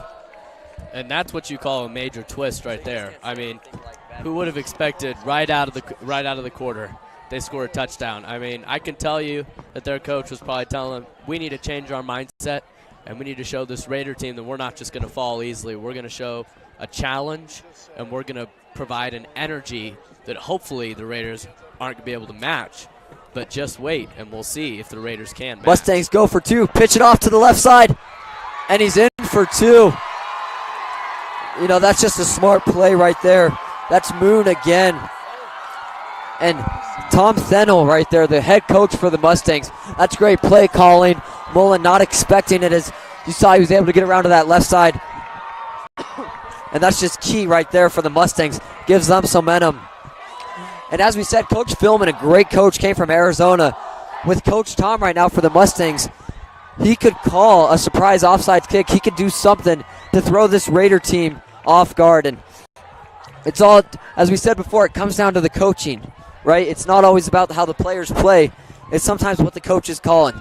That's what we saw right there, that pitch to the left side. That's great play calling. And with Vivian's out, they give it to Moon, and Moon's able to come up strong. And that puts Mullen back in the game. That is definitely a major plot twist, Michael, that last touchdown. And the kick's going to go, looks like it's to Keon. And Keon goes in the end zone, not happy about it. And that's that rule right there, Sam. If they're in the end zone, it's an automatic touchback. And most players don't like that. They want to return it, try to get 25, 30 yards. I could just tell when Keon caught that ball. I could just tell by the way he just was leaping off of that first foot that he was just ready to start sprinting. And yeah. Let me tell you, when he gets off on a sprint, he is just going to run and run and run. And no one can stop him because he's just that good. He's too fast and too strong.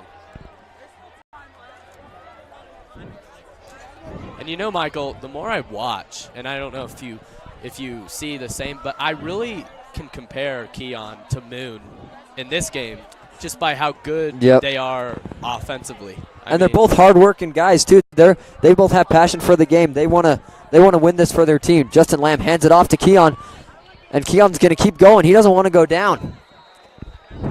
Gets a couple yards, and as you just said, Moon and Keon Martinez, two guys that are going to show grit, try to get that extra yard. And right there, instead of Keon going down, he's going to fight, shake off a tackle, and keep going until he's forced to get down.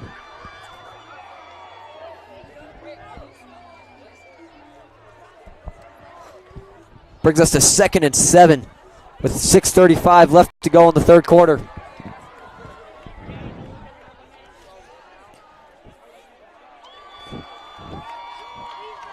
Justin Lamb in shotgun. Keon to his left. He's going to give it to him again. Keon's going to go up the middle. Get a couple yards. Finds that hole, but brought down. Sam, as we said, finding that hole. That's the key right now. Getting through, finding the opening, and get a huge play like that. Get the first down, bring some momentum. And as you were talking about earlier, that's what Regis is really good at, is noticing those open lanes, and they take them. And when they get those open lanes, they're sprinting, they're pushing. I mean, I use the same statement over and over again, but I can't. It's so stop. true, though. You Good can't luck. not say it. I mean, good luck stopping them. And was that to Keon again? I bet. I mean, that's been their main option the last couple games, is giving it to Keon. And as we saw last game, DJ came out at the end of the game due to an injury. It doesn't look like it's affected him tonight. He comes back in. And as we saw Vivens go down, same thing for DJ. It hurts the team, but if the team can stay together, stay as a team, as we said in the pregame show, they can stay as a team and work together, they can still pull it out without that one player. Definitely.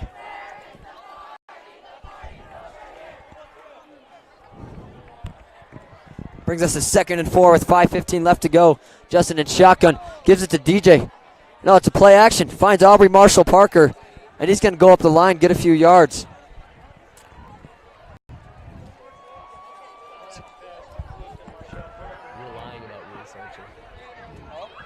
Looks like Aubrey got 6 yards on that play, and we were tricked up here. Looked like he was giving it to DJ, but pulls it back and finds Aubrey on the left side, and he's another key player. Aubrey Marshall Parker, DJ Jackson, Keon Martinez, all those guys carry Regis. They all have the same passion for this game, and it carries them. DJ now to the right side of Justin Lamb. Justin's in shotgun. Gives it to DJ. DJ goes to the left side. Almost breaks free, but stripped, loses the ball, and Jake Heimlicher picks it up. Jake Heimlicher gets an extra 10 yards on that play. An unbelievable play right there. DJ goes down. Great recovery there by Jake Heimlicher to save that play. And DJ goes down again. He comes out, able to get out on his own, but last game he kind of got hurt. Same point at Cherry Creek. Got hurt. They had to carry him off the field, and here he is again getting hurt. And that shows the passion right there, Sam.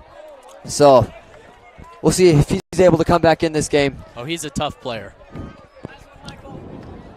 And Jake Heimlicher right there picking it up, always being aware. That's why he was almost the number one in the state last year, because he is just that great. And you mentioned Aubrey Marshall Parker a couple minutes ago, and I mean, you've been watching. He's been offensively phenomenal. He's already gotten a touchdown. To start off the game, he started off with a beautiful catch and run. I mean, last game he had a modest game. Didn't play phenomenal, but he did play well. He was a little rusty, and he comes out tonight. And he comes out brand tonight new. and says, here is the real Aubrey Marshall Parker that you're used to seeing. And let me tell you, everybody's really pumped to see him. And there's a play right there, taken to the left side. It's a nice run right there.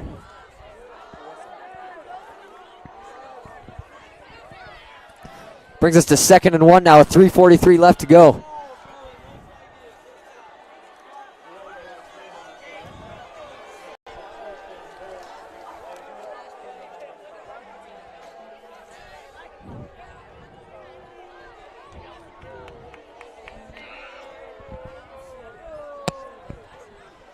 Justin in shotgun. Looks like Keon's to his right. Gives it to him. Keon cuts back to the right side, and he's going to run it in for a touchdown. Brings us 26-14. Unbelievable right there. As we just said, Keon is going to pick up this team when DJ goes out. He is the guy.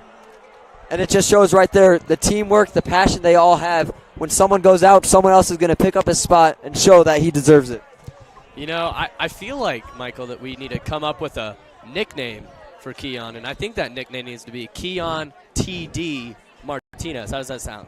That's a great name right there, because it's unbelievable how Keon plays. And same with Aubrey. Those three guys we mentioned, they're always showing the passion they have, and that's what drives this team. It's not always about winning. It's just about passion for the game, the love of the game they have. Raiders go for it for a 2-point conversion, unable to get it. As we said, Coach Philman, his smart thinking, tries to get the 2-point conversion, can't get it. Brings us to 26-14. It'll stay like that. 3 minutes, 20 seconds left to go in the third quarter.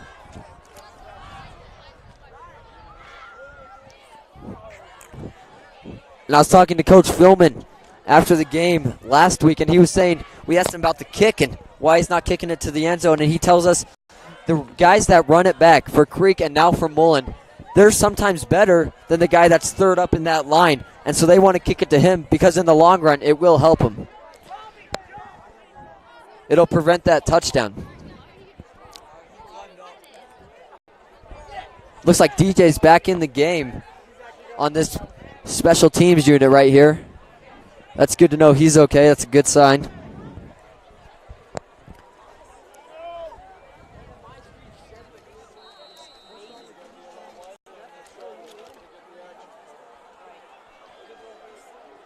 The kick goes to the right side. And he's brought down, looks like it's the 30-yard line. Hard to tell from here.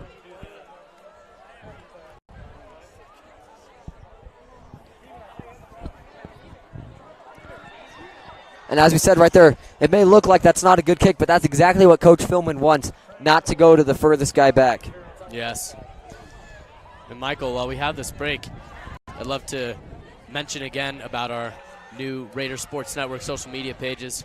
Please go follow them for live event coverage, halftime scores, amazing photos by our phenomenal photographers, just some great live action. So if you're not at the game and want to know how your good Raider football team and basketball team and all the phenomenal athletic teams we have here are doing, you just log on to Raider Sports Network on Instagram and on Twitter, RaiderSN.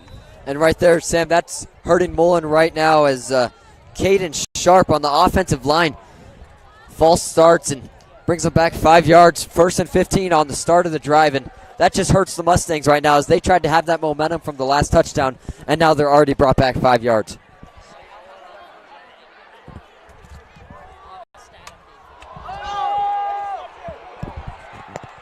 And that play right there, it's intercepted.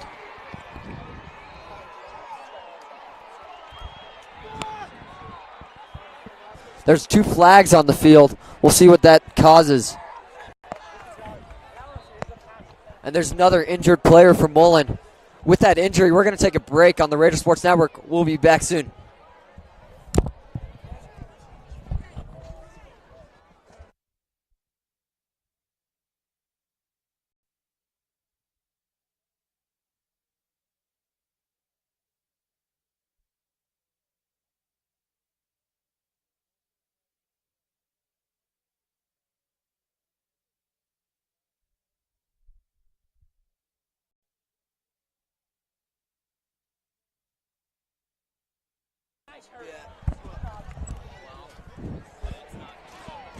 And we're back on the Raider Sports Network. Multiple flags on that play. Looks like it might remain Mullen's ball.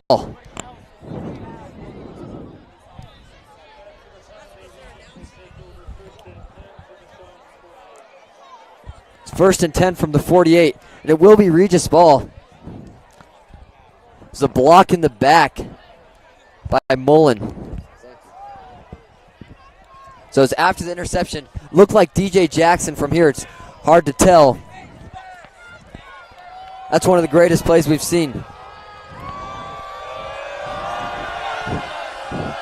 And so now the Raiders offense comes back up. And DJ Jackson's in after that play. Justin Lamb in shotgun. DJ Jackson to the left. Sorry, to the right.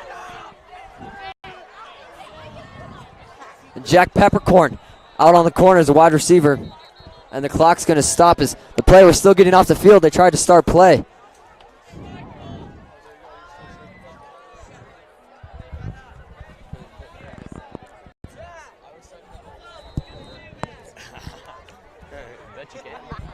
Justin Lamb in shotgun. DJ to his right. Takes a snap. Looks left. Throws it deep down the field. Ooh. Almost picked up. Looked like Jake Heimlicher down there.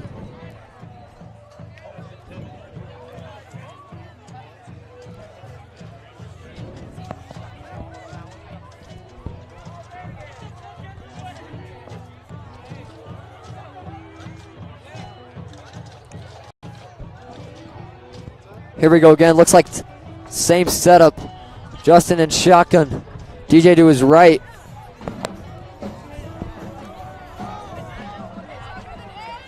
Justin takes a snap, hands it off to DJ. DJ's going to try to cut to the right. He's going to be taken down. No, he shakes a tackle. He's going all the way to the left side. It's DJ time. And as we know, his nickname, Human Lightning Bolt. You see it right there. It looks like he's going to be brought back 10 yards and able to shake off that tackle. And that's a play that's going to frustrate Mullen, is they had him back in the backfield. But DJ able to get up the field, and as we said, it's grit, always showing grit. DJ is senior this year, and it just shows. He's been playing for a while. He knows he can break those tackles and get up the field.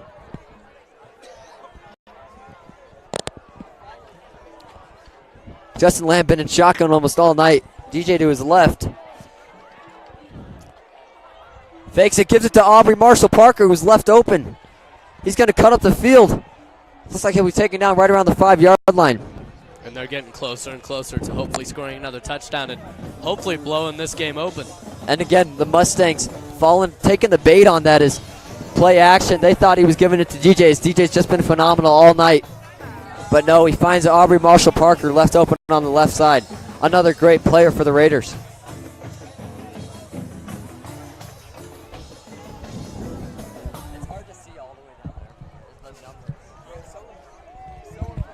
Justin in shotgun. DJ to his right.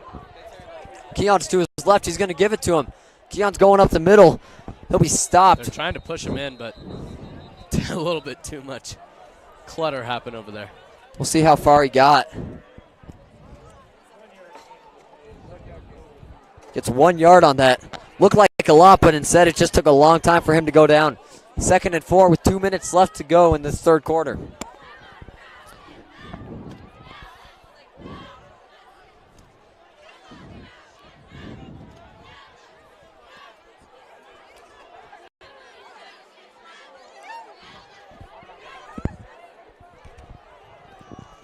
Justin in shotgun, DJ to his right, Keon to his left. Keon's in motion, and he's going to throw it to him. Looks like he might have scored on that play, but flags are thrown. We'll see what the call was.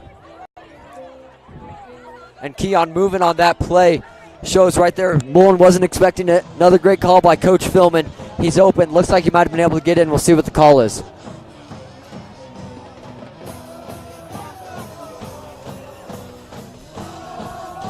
Regis is going to be brought back.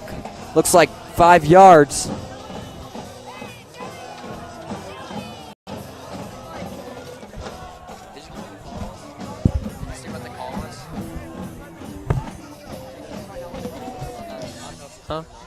Justin Lamb in shotgun. He's going to throw it. Looks to the right. Goes right through the hands of number 7 for the Raiders, Cade Mendenhall. It was a beautiful pass, but a little too high.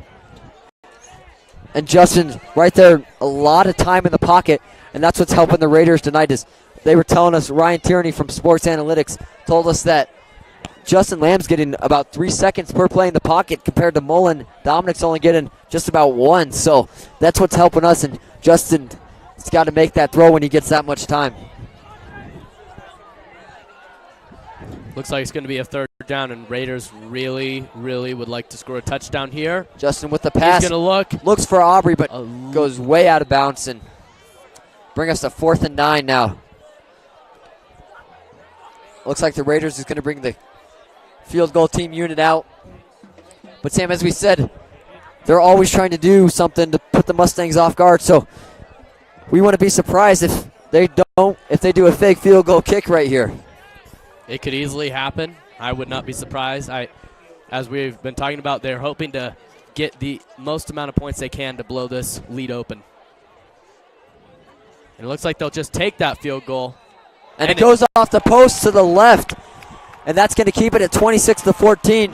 But on the other hand, Mullen's going to be having a long drive here. They got to go almost 90 yards. And that's going to be interesting because Thrasher had been playing phenomenal on the kicking end this whole game, and finally he misses one. And if I were the Mustangs, that would be my building point to start building some energy, some momentum, some flow with the squad, and hopefully they can get together, huddle up, and hopefully take over this game. I mean, it's not out of reach. They can still grab it and take it. And Sam, the Mustangs, they haven't had the ball this far back as Coach Philman has been kicking it short, and they're going to take the ball to the left side, brought down right around the 15-yard line.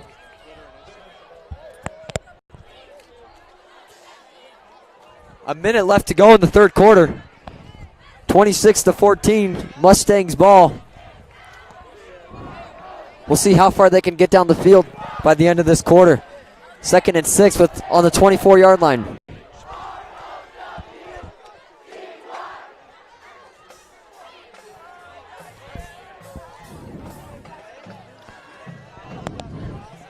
Dominic under center, hands it off. He's going to be taken to the left side. And a huge stop for the Raiders. We'll see how far he got.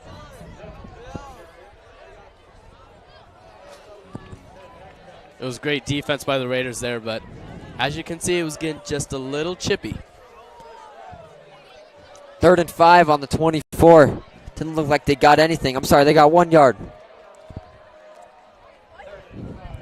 So Michael, we're coming up to the 4th quarter, and if you're the Mustangs, you have the one thing in your mind right now is what can we do to stop the Raiders and just score. I mean, that's the biggest thing for them right now is just scoring.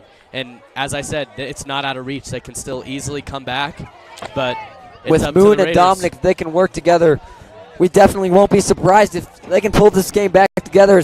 With Regis missing the field goal, not able to get the touchdown on that interception, it really kind of hurt the Raiders' momentum. And so we'll see how far Mullen could get in this last 12 minutes remaining.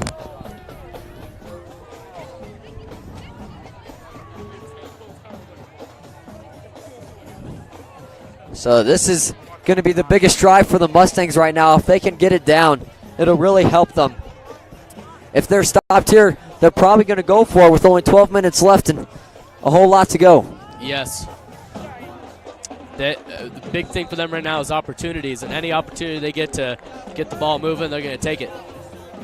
And with the Raiders missing their extra point when they went for 2, it puts this game only within 12. Dominic hands it off, and it's going to go to the right side. And we'll see if they're able to get the first down. Ajon Vivens. Looks like they might bring out the change to see.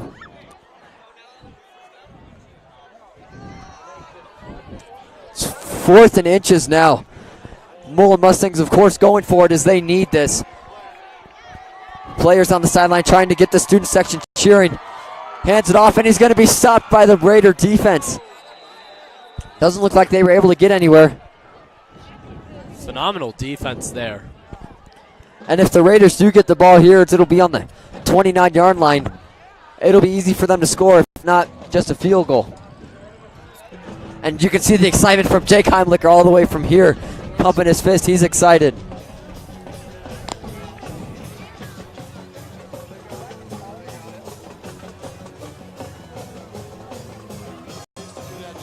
Really.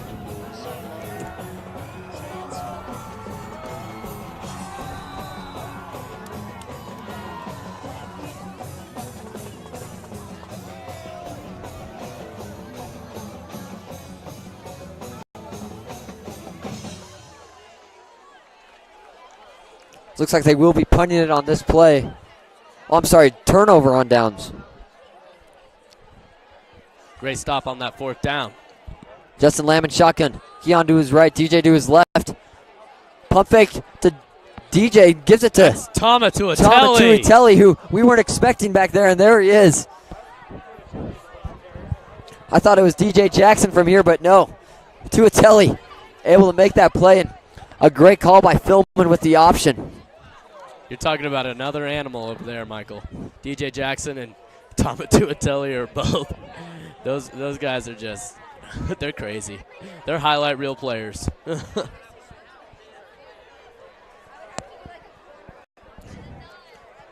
Looks like they didn't get a gain on it, but it sure did look like a great play. Justin Lamb in shotgun. Keon to his right. Justin gives it to Keon. Keon's going to go up the middle.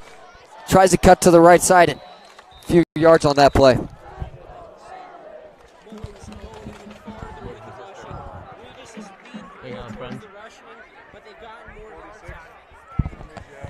And from our stat analytics, Ryan Tierney just told us that Mullins only passed 5% that 3rd quarter and rushing game 95%, which is kind of surprising with Vivens going out in the 3rd quarter on that injury. So to have them running, that's a bold move by Coach Tom Thenell. Oh, what a. Justin Lamb, plenty of time in the pocket. Oh, wow. That's phenomenal. Finds it on the right side for a first down.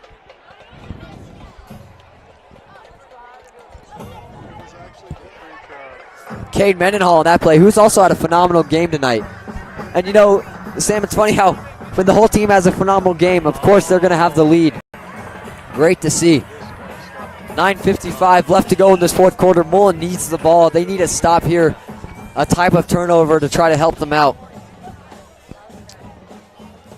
Jack Peppercorn lined up on the far left side.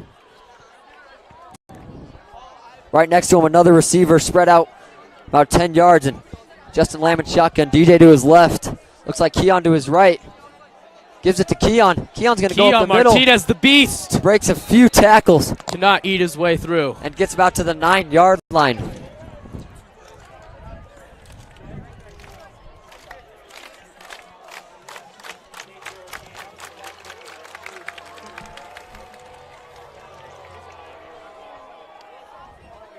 Michael, these stands are just packed tonight. I mean, what a crazy. This is probably the most packed I've ever seen this stadium. And you might be right, because right now Mullen's going to need the stand energy here. Gives it to, unsure who kept it on that drive. DJ was running to the right. We thought he had the ball. He didn't. What a play there. I couldn't even see the ball. I went to Keon, and it was with another guy. It's hard when you're all the way out, and I'm not even on the field. It's hard when you're all the way at the top bench, unable to see some of the players. So we're sorry if we get any players wrong. Yeah. We hope you all are enjoying the game at home right now. It's unbelievable weather. This is just a great game so far if you're a Raider fan. On the other hand, Mullen fans, you might want to get over here to cheer on your team. Give them some energy. Justin Lamb in shotgun.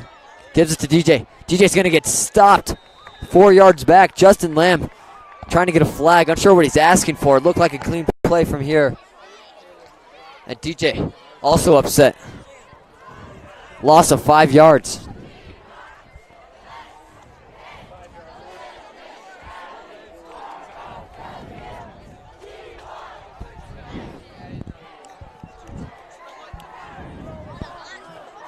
And Michael, here comes here comes Aubrey on that left wide receiver position, and I would not be surprised. No, they throw it over the middle, down to number 15, Jake Heimlicher. What do you know? And he's so excited right now, as you can tell. Last year, #1 player of the year with his sacks, led the lead in sacks with 10 more than the guy in second. I believe it was around 28. And now he comes up as a wide receiver over the top. Maybe it was tight end. I couldn't tell from here. Comes through the top, right in the middle. We were thinking Aubrey Marshall Parker, but no. The middle to Jake Heimlicher, someone we don't expect. And as we said before, Coach Philman calling the plays we can't expect.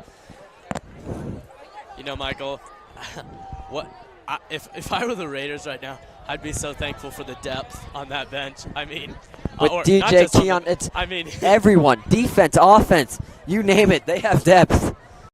I mean, every other player can do everything. Little fumble, but and it goes through. That's a great play by, unsure who was holding it down there. Looked like from here, might have been number 7, Cade Mendenhall. Not sure, but the fumble, he was able to recover it and get up. As we saw last week versus Creek, they had a fumble and they were able to capitalize on it, running down the field for a touchdown.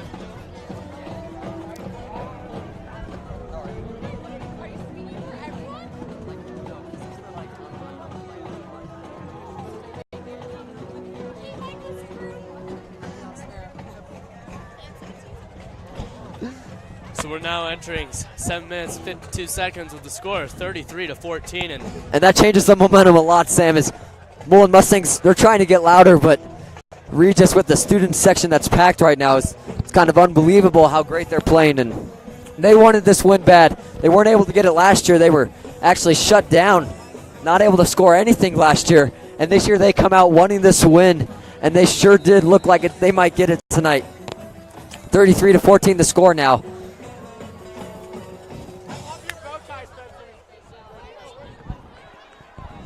Here's the kick. Of course, we're expecting it short, and it is. They're looking for a run, but bye-bye. Taking up there comes the defense. To the 39-yard line, and Again, you may think that's great for the Mustangs, but if we kick it back to Moon, who's back there, he could take it to the 50, maybe the 40 on the other side. And so now it all comes down to this drive for Mullen. If they're not able to score, we sure think it might be over. Mullen really going to need this drive. At least a field goal. They're going to have to be able to score somehow, some way.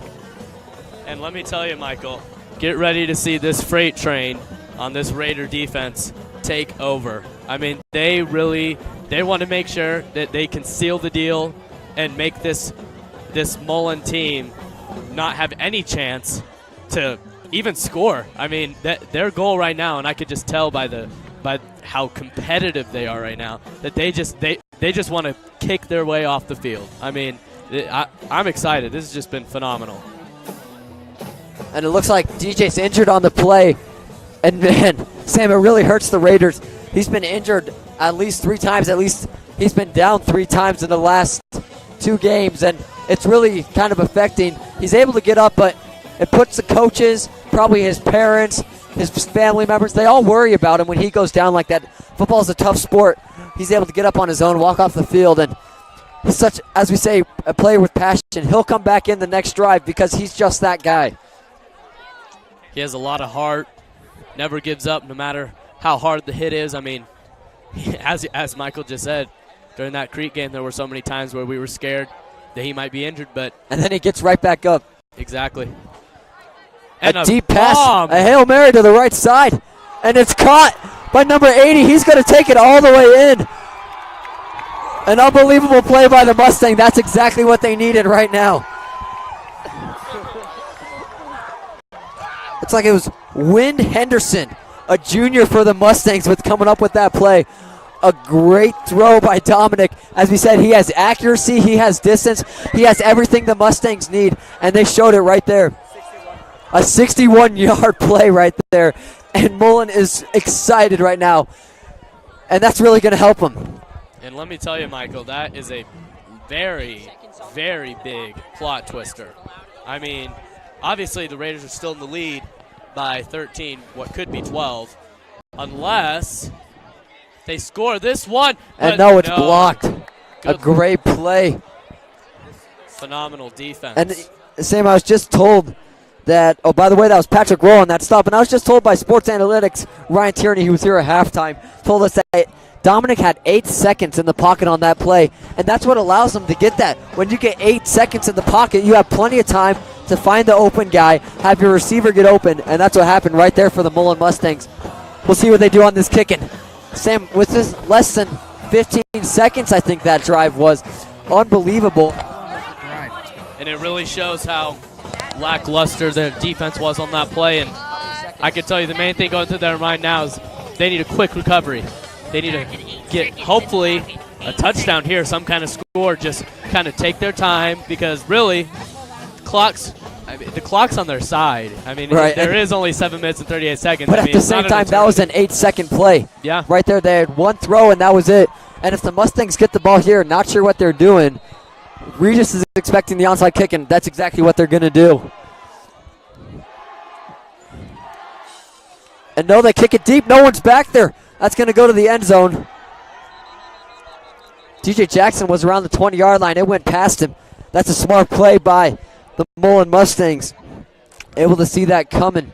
They knew no one was back there, so it worked for them.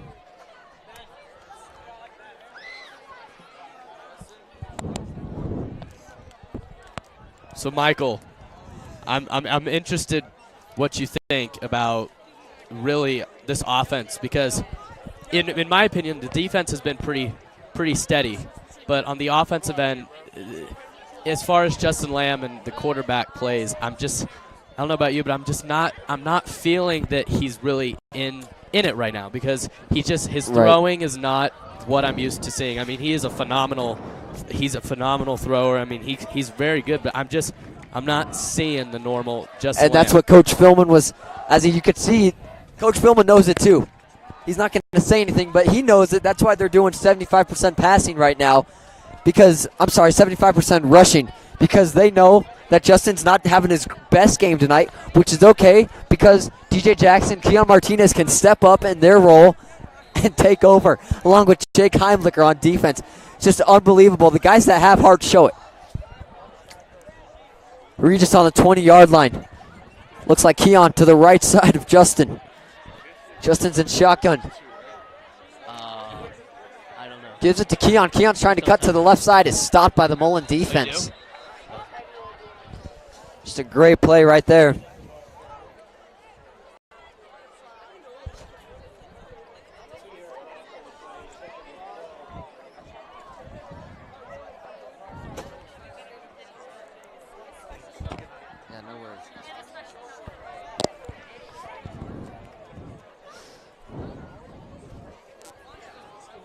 Regis is going to be running down this clock this quarter. 7 minutes left now. 2nd and 12. Justin Lamb in shotgun. Keon to his right. Gives it to Keon again. No, Another state, right? Justin takes it. Taking care of you. Looks like it was a play action playing. Justin able to cut to the right side. So you were going to stay at your house by yourself? That's why she won't be having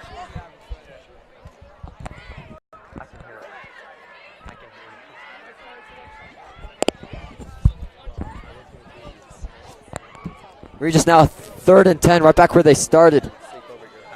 We'll see what they do. It might be another running play as they just want to run down this clock.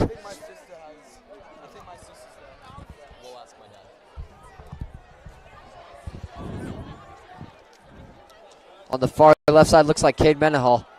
Justin Lamb is going to go deep. Here comes a bomb. Oh. And he tries to give it to Aubrey Marshall Parker. Stumbles at the 30-yard line. Say you haven't been to my house in so long. He couldn't get there, but what an outstanding play right there. Justin Lamb, as you said, wasn't that in tonight, but that wasn't a bad throw. Aubrey Marshall couldn't have kept up to it, which is all right. Brings us to 4th and 10 with 6:06 left to go.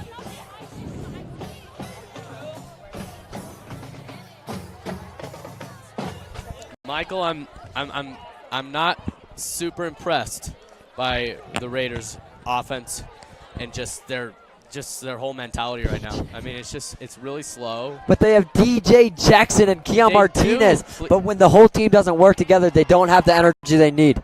The punt's going to go out of bounds. Didn't go as far as they wanted it to. Only looks like 40-yard line on the Raider side. I mean, I wish I could be with you on what you're saying about them having Keon Martinez and DJ Jackson and all these guys, which I agree, they're phenomenal players. But we need a surrounding cast, and you know that. And, I mean, yes, they're not playing horrible, but, I mean, it is 33-20 with 5 minutes and 57 seconds left, and anything is possible. Anything. Right. One mishap on the offensive or defensive end for the Raiders is going to lead to a Mustang takeover. That's exactly what the Raiders don't want. Pitches it to the right side. And Vivens taken down. We'll see how far he got on that play.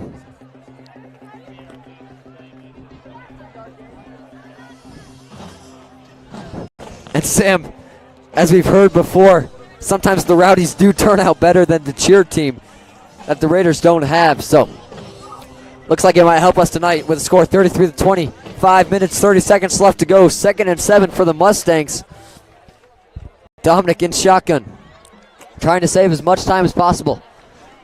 Looks to the left side. Takes it on his own. Jake Heimlicher trying to catch him, and ball goes out of bounds. And that's just a great play with the Raider defense chasing him down.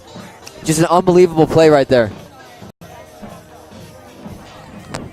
And that's what's key right there is when the Raider defense can stop Dominic. Dominic tried to take it to the right side. Again, had plenty of time in the pocket, but they're able to chase him out of there, make him throw that incomplete pass. It's 3rd and 7 now on the 30-yard line. 33-20 with 5:14 left to go.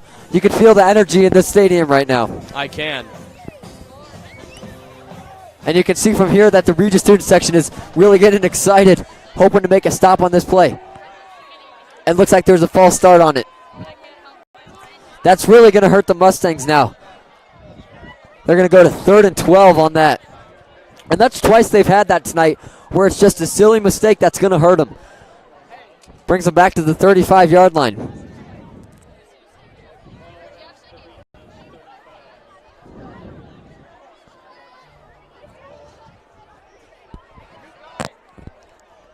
And this is it right now for the Mustangs. We saw last game, Keon Martinez leading that 10-minute drive in the last quarter. All they need to do is have the clock for 5 minutes. Dominic Beck throws a deep pass. It's going to go out of bounds. 4th down now. We'll see what the Mustangs do. If I were the Mustangs, Mike, I don't know about you, I'd take the 4th down. I mean, you're in a situation where any opportunity you get, you have to take.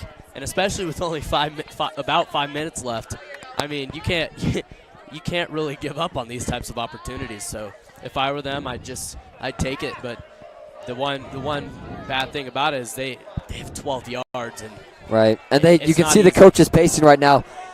They don't know what to do, and they make that call. They go with their gut, and if it works, they're praised, and if not, everyone's going to be mad at them, and they're going to wish they took the punt.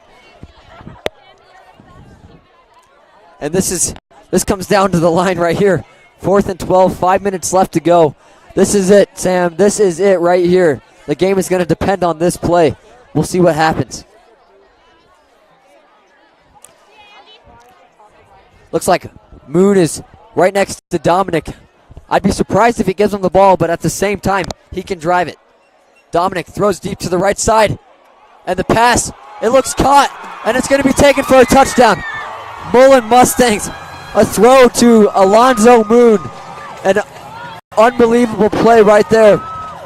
And it's just incredible. The Mullen Mustangs are unstoppable. When they need a good play, a big drive, when they're under pressure, they can come up with that play, and they did right there.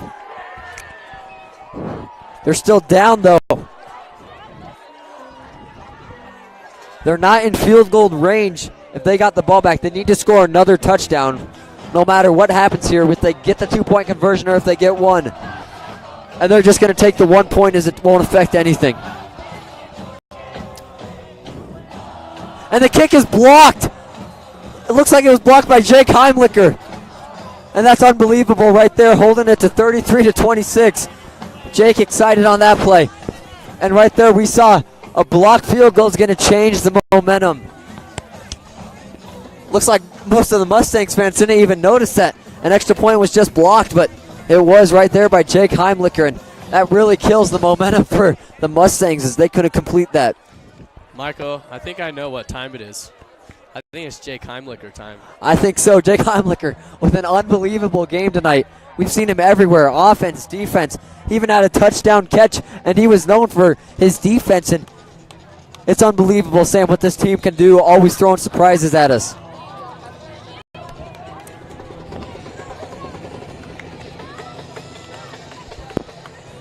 Regis now up by 7. Right now they need to get the ball if Mullen wants this game, or they're going to need to stop here because all they can do is get a touchdown with 5 minutes left, which, as we see, is a lot of time. The Mullen able to score on a 10-second drive, so it's not like 5 minutes isn't enough time for them. One score, Michael, is all Mullen needs to tie this baby up. Let's see if they have the power to do it. The onside kick is going to be... No, they kick it deep. Again, Raiders expecting onside. Given to DJ, and when DJ can run, he can run. The human lightning bolt. Getting all the way up to, looks like, that was Keon 40-yard line. But Keon Martinez, DJ Jackson, whichever one, they're both phenomenal players.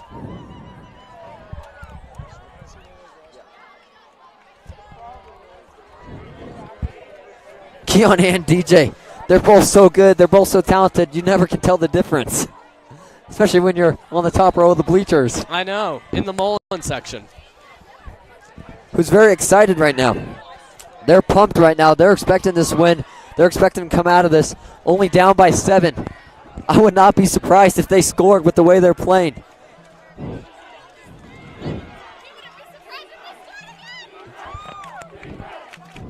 Just Lamont shotgun. Hands it off. Taking up the middle. And the ball is lost and Mullen recovers. This is unbelievable. The Mullen section goes crazy and the Regis section gets silenced. And Sam, this is just really crazy right now what's happening. Mullen showing some love for this game right now, not giving up, and it shows right here. 4:51 left to go, 33-26. This is unbelievable right now. Mullen shows the passion right now. To say I'm amazed would literally be an understatement. I mean, I talked about it going into that second half, is that I needed to see some heart. I needed to see just like some grit, as you call it. And let me tell you, I've seen more than grit. I mean, this is just phenomenal. That's exactly what Mullen is showing right now is grit. They're going to hand the ball off. Looks like it's to Moon. Moon's going to do a spin move and gets tackled after 3 more yards. This is just outstanding right now. And, you know, Sam, we thought Regis had it in the bag. That's what they thought too. And as we saw last game, Coach McPhee always knows the game isn't over till it's over. And I bet you right now he threw his Diet Pepsi and he's not that happy. And he's sacked. Dominic goes down. Number 66 for the Raiders. Gets past the defensive line. Sean Dunnington. And this could be a very quick 3-and-out shutdown for the Raiders if they can just stop them right here. Which would definitely change the momentum as Regis is going to be smarter with the ball.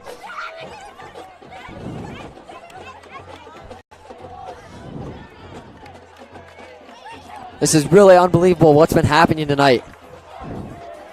In a Catholic versus Catholic rivalry.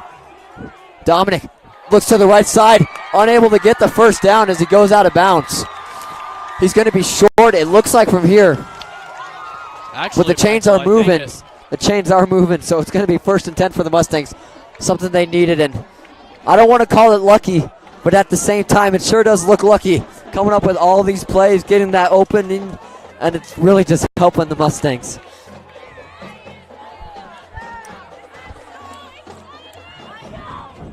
Sam, now both student sections are really getting hyped up. Dominic hands it off. Moon tries to cut to the right side, unable to get it. Sorry, that was Vivens on that play. And we saw it just a few minutes ago. Mullen fans, we're leaving thinking this game was over. And what do you know? It's 33-26, down by a touchdown. Just unbelievable right here.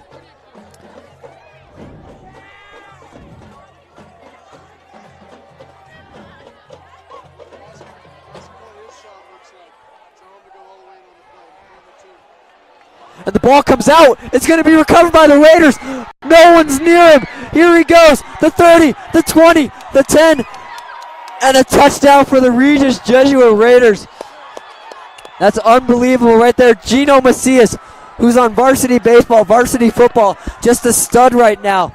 And that's a huge play that the Raiders needed. And it really does quiet this Mullen student section right after that before turnover. And Gino sure is excited on that place. He's just a sophomore, I believe, and just really unbelievable that the people you don't expect come up with the big plays.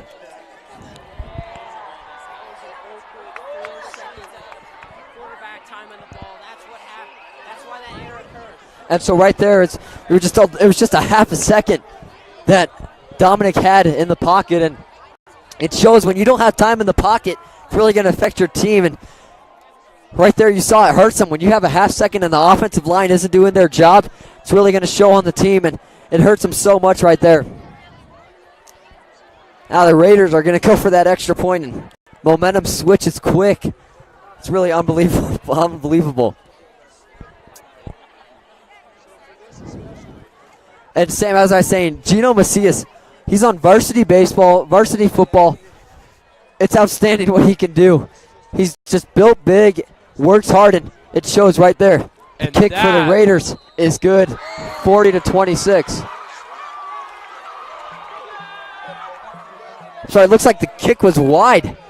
Unable to tell from here, look through. And that was the second time he hit the goalpost today.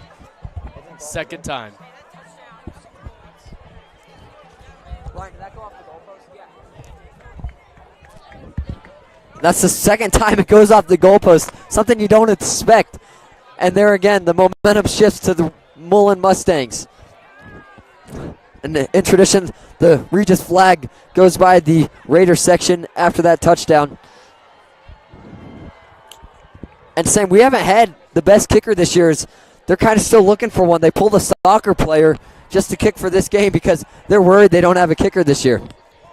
No, and interestingly enough, the kicker that they pulled has actually done quite a good job. It's just last couple plays just hasn't been able to do what he needs to do. Exactly. Thank you. So the kick for Regis looks, I'm expecting it to go deep, but Philbin, you never know. He could make it go short. It looks like that may be what he wants. Let's see how far he can cannon this one. And it does not. And he kicks it out of bounds, which is going to hurt him. They get the ball at the 40-yard line. And that's twice this game that he's made that mistake. Luckily, in the first quarter, when he kicked it that way, the Mullen receiver caught it. So the ball didn't go out of bounds, but right there, the ball goes, high school rules, ball goes to the 35-yard line. And that hurts him. That's a play that can't happen. You can't kick the ball out of bounds. It's an unwritten rule. You can't. You have to be able to get that kick in. That's his only job, and he couldn't do it tonight.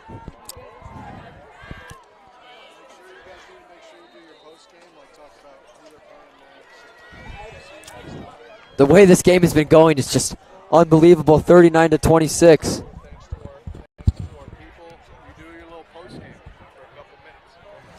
2:56 left to go. 39-26. Dominic in shotgun hands it off. And Moon's going to cut to the right side. He's not going to be taken down until it looks like Jake might have grabbed his foot. Bring him down to the 43-yard line. Really outstanding job right now by both teams, not giving up. And Sam, as we were saying, Coach McPhee always knows the game isn't over till it's over. And he for sure did lose his Diet Pepsi this game. Dominic throws it over the middle. Moon's going to cut back to the right side before taken down by 3 Raiders. Keon Martinez was one of them, along with Aubrey Malster Parker.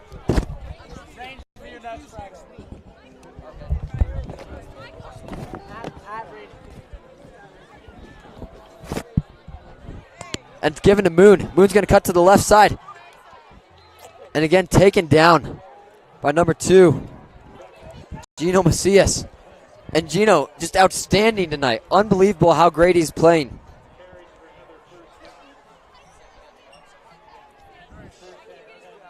Dominic's going to set up in shotgun.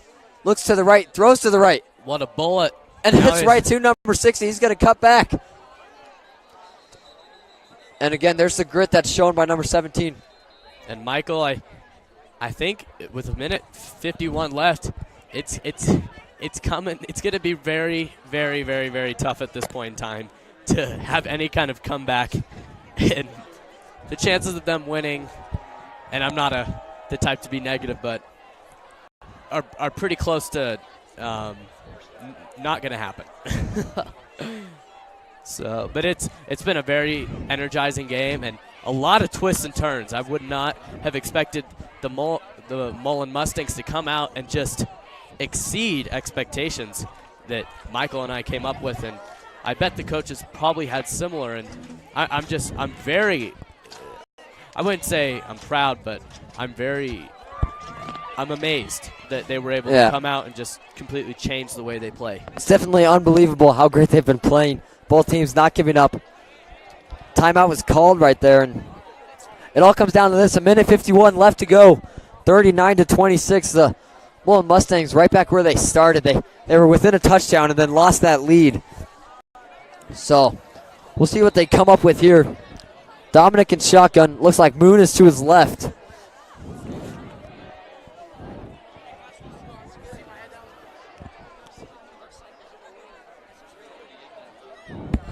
And Dominic with a cannon down to the right side of the field. Goes out of bounds right in the end zone. And as we said, Dominic, great accuracy, a great thrower. And that right there is just one of the mistakes he's had all game. He's been doing great for this team. He's the backbone, and Mullen's not giving up, as you can tell. They still want this game, so we'll see what they come up with here.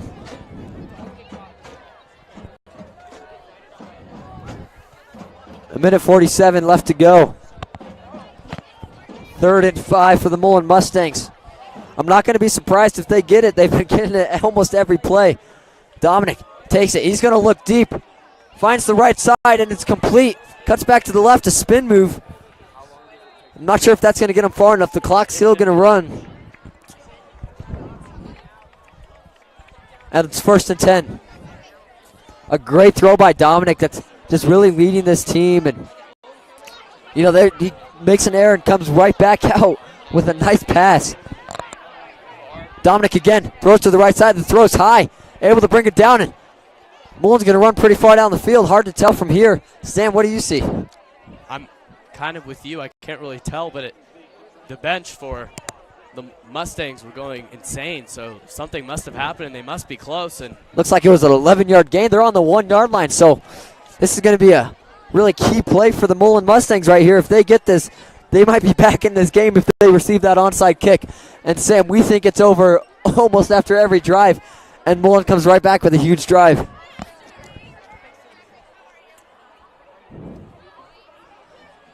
Now the Mullen Mustangs on the 1-yard line. Would not be surprised if they get in on this play with Dominic and Moon in the backfield. And Dominic can run too. I wouldn't be surprised if he takes it in on his own. And if he gets the pocket time he needs, he'll be able to take it in. No doubt about that. And it looks like there was a flag, I think, on the Mustangs. If I'm not mistaken, it looks like they're moving back.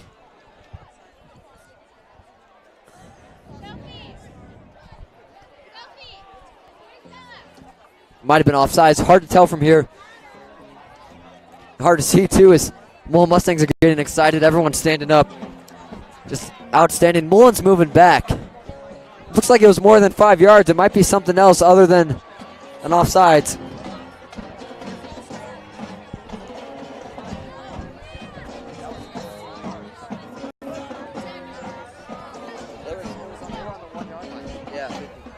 And so they move 15 yards back. Unsure what the call was, but they're 15 yards back. Dominic in shotgun looks for a deep pass. Plenty of time in the pocket. Gets tackled by Jake Heimlicher on the throw. Jake said he didn't get the sack, but he sure did affect the play with that tackle. 1 yard line, they need to be running it. Front side.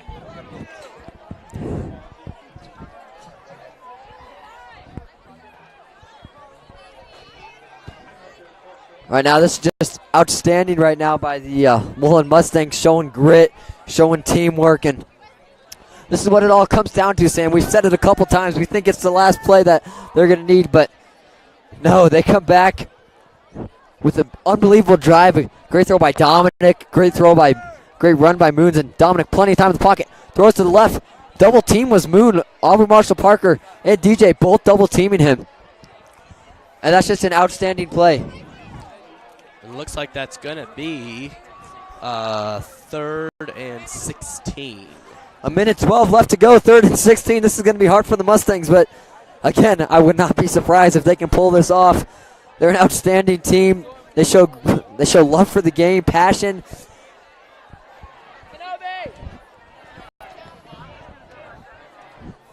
Dominic in shotgun. Moons to his left. Looks like he's going to be throwing it. He does. Dominic has plenty of time in the pocket. Left side's wide open. Doesn't take it. And it's intercepted. Looks like the play was intercepted. And it for sure was. Yeah, the play was intercepted. Looks like it was DJ Jackson on the interception.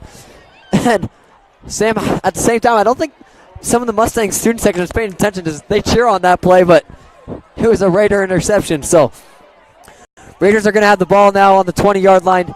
This game is definitely over for sure. And if something else happens, Sam, I'm going to be very surprised. Well, lucky for you, Manoogian. I don't think that will happen. And I can already tell that the stands are going crazy in the Regis student section. They know it's over. And right after this, the back-to-school dance, they're definitely excited for that. And on the other hand, for this Mullen side, I'm afraid that it's time to head out and get ready for your next game, because I think it's going to be a Raider takeover. Justin, and it looks like a flag was thrown. Justin Lamb the whole game has been doing a hard snap count.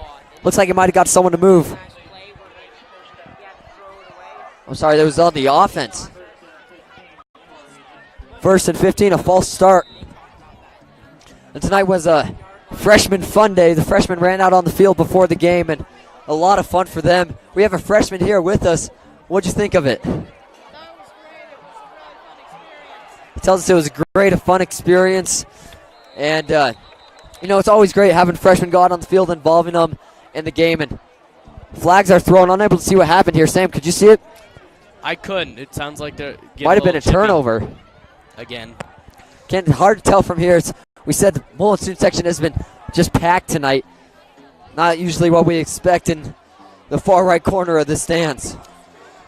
And Ryan Tierney, our analytics head, just was telling me an interesting fact that last play that Regis intercepted, that was a very lackluster play for them. Being that they had the momentum, they had the position, they just couldn't get anything done, and just a bad turnover. And Sam, they just said that it was a personal foul after that play. Looked like it was turnover, so it's 1st and 6 now for the Mullen Mustangs, and they are close to the goal line. And I said I'd be surprised if Mullen scored, and right now I'm very shocked that they have the ball back. Dominic throws to the right side. Pass is complete, and he's in for the touchdown. Unbelievable what has just happened. The Mullen Mustangs score again with 51 seconds left to go. I cannot believe what I'm seeing right now. Sam, we thought it was over, and the Mustangs score again. Can we just leave already? What? I know. So long. God. And it's 39-32, something we don't expect right now. And here it is in a Catholic versus Catholic game, 39-33. It's unbelievable right now. Something we don't expect, something we had no idea was coming. We didn't see any energy in Mullen. And now they're right back out here, the student section, shaking the bleachers, making this place as loud as possible. Just unbelievable what we're seeing right now. And Sam, the most energy I've ever seen in the student section is tonight in a 39-33 game. 50 seconds left to go. People thought it was over, but no, they're right back at it. Mullen's going to need this onside kick if they want to win this game, if they want to get the ball back. If they don't get it here, Sam, I don't want to say I'm positive the game will be over. I've said it before and I was wrong. 39-33, 51 seconds left.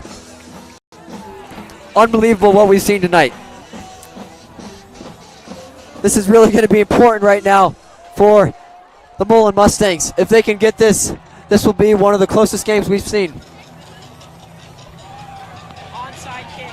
This is a big play right here, Michael. Let's see if the Raiders. This is a big play, big for their kicker. The kicker's going to need it perfect. Looks like it's going to be going to the right side. Student section shaking the bleachers with noise, and it might be short. And Mullen has it. Number 17 for the Mullen Mustangs. And this is unbelievable right now. And wow. Just wow, Sam. Mullen Mustangs, they're excited right now. Their student section can't believe it. I thought it was short. I thought they were going to get the penalty. No. This is unbelievable. Hugs going around on the sideline, but the game isn't over. Mullen is not winning. They're down by 5, so it's not a field goal that's going to win it.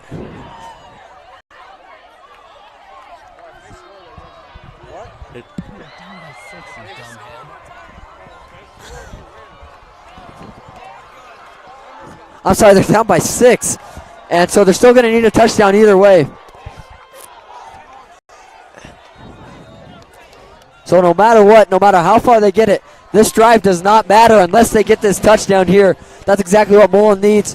Although their student section is excited, the sideline knows they need the touchdown here. Unbelievable right now. It's hard to hear what's going on with all the noise that's being made. Energy everywhere. And Sam, that's what's key right now for the Mullen Mustangs and the Regis Raiders. It's the energy that's brought to this team. It's the Jake Heimlinger, the DJ Jackson, Keon. It's everyone needs to come together for some energy, Sam. This is the energy Regis needs, and they need to bring it together right now. Whether it's a sophomore, Matthew Bornhorst, one of our helpers, that's a producer that needs to give the energy on the bench, or whether it's someone on the field, this team needs energy. Both sides of the field need a lot of energy, and we're going to find out right here if they have enough. Mullen Mustangs have the ball on the 42-yard line. 2nd and 5 to go after that rushing yard. And Sam, I can't even speak right now. This is just so amazing. Dominic, plenty of time in the backfield. Throws it. It's going to be caught. Enough for the first down. And Sam, as I said, the only word I have for right now is unbelievable. Unbelievable. Wow. The Mullen Mustangs down by 7, then down by 14. And now here they are, down by 6. Sam, unbelievable. I don't want to call it lucky, but some of the percentages we've seen, I'm not sure how they're able to pull this off. I don't know. I'm in utter shock. Dominic, plenty of time in the pocket. Throws to the right side. It's caught. And he's going to be going out of bounds. And there's a flag thrown. And it's definitely on the Regis Jesuit Raiders. A contact after he goes out of bounds.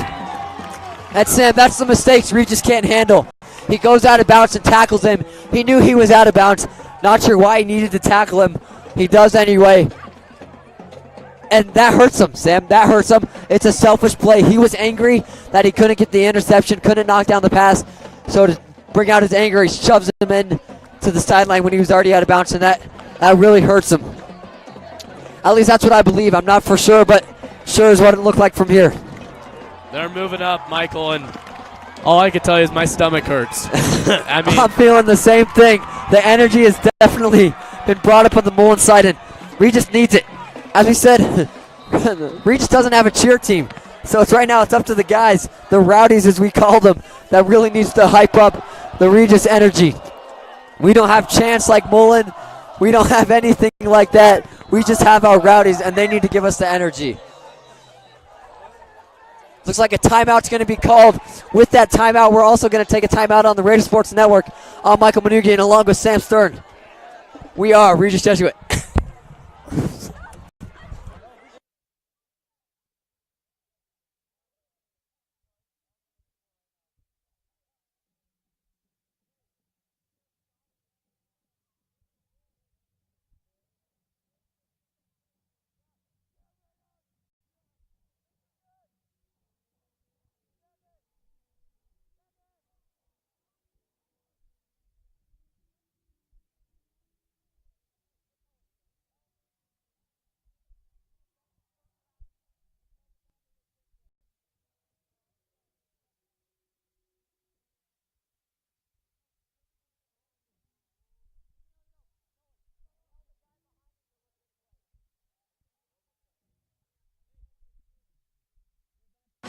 We're back on the Raider Sports Network. A deep throw by Dominic, and it's dropped. The Mullen student section thinks he caught it, but no. Referee's going to call it out of bounds. And, man, that just sure did bring some excitement to the Mullen side and Regis side as the pass was incomplete.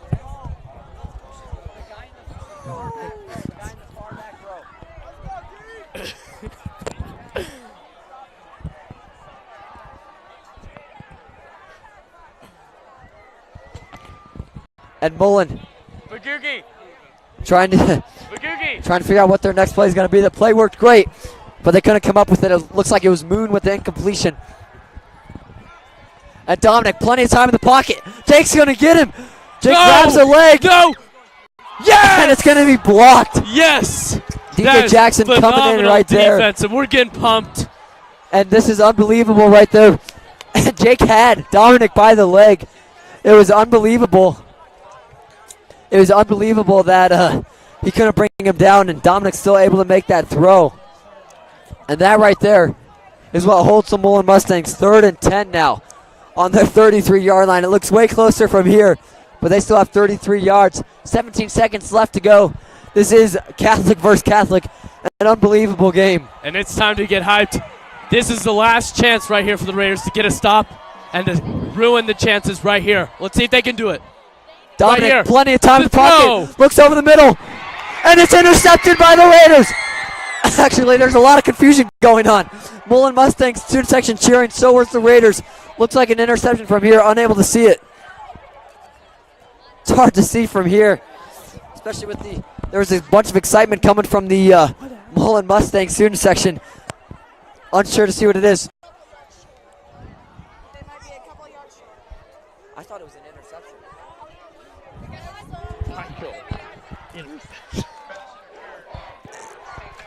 And they call pass interference on defense.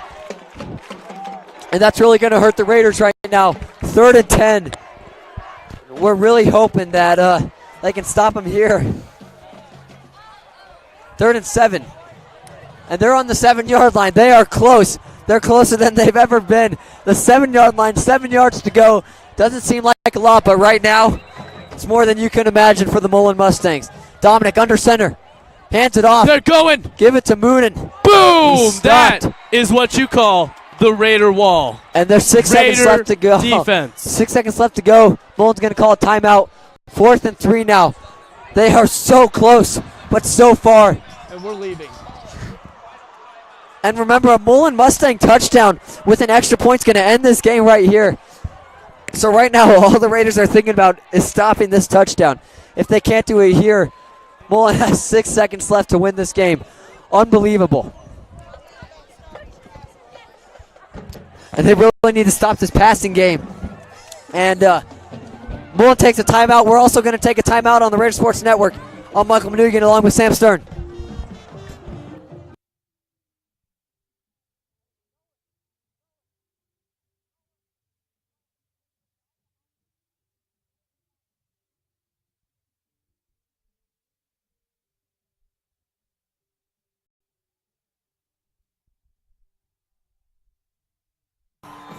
We're back on the Raider Sports Network. I'm Michael Manoogian along with Sam Stern. Dominic under center. It's 2 yards to go. It's 4th and 2. Ball on the 6-yard line. And now a timeout called by the Regis Jesuit Raiders. Unbelievable how this game is going. And with that timeout, we're also going to take another timeout. 6 yards to go for the Mustangs to score. 6 seconds left. They need 2 yards for that first down. We'll see what they're going to come up with.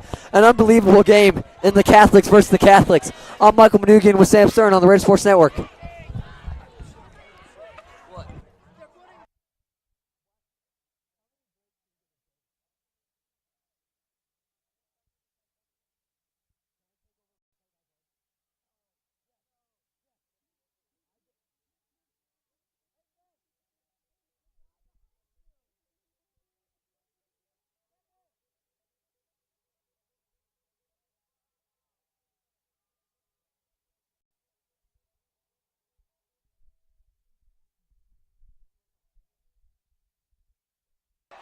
We're back on the Raider Sports Network.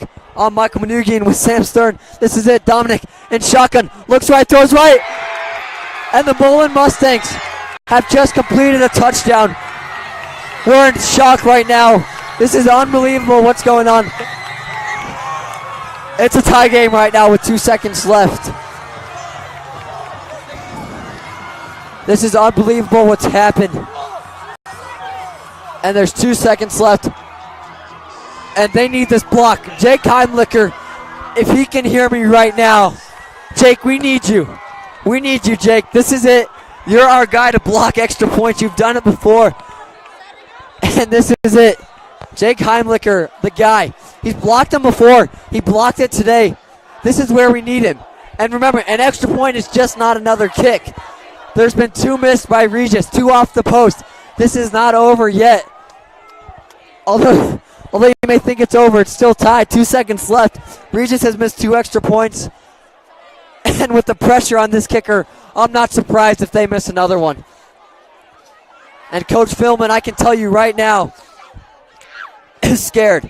He's scared. And right now, Mullen's lining up to run the field. But as we know, they can't take a loss for the game if they run the field. And that would be the worst thing possible. Mullen takes a loss after this win for charging the field.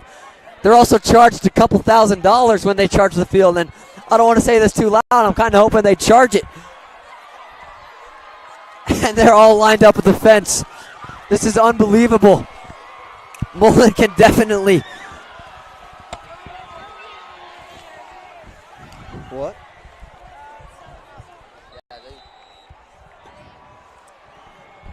And here it is. 2 seconds left. The kick is underway. Number 19 is their kicker for the Mullen Mustangs. It goes up and it's through. And the game isn't over. 2 seconds left. The game isn't over. Mullen charges the field, and the game isn't over. They definitely can take the loss for this game if it ends like this. Referees are mad. Coaches, all the students are coming back. And Sam, we know from experience, you can take a loss for the game when you charge the field. You can also be fined $1,000. It's whatever Chassa feels, and they definitely won't be scared right now. Coaches are mad because they also know about that rule. He is definitely upset. You can tell the coaches on the sideline are not happy about that. There's going to be a penalty now. There should be, at least. We'll see what it is.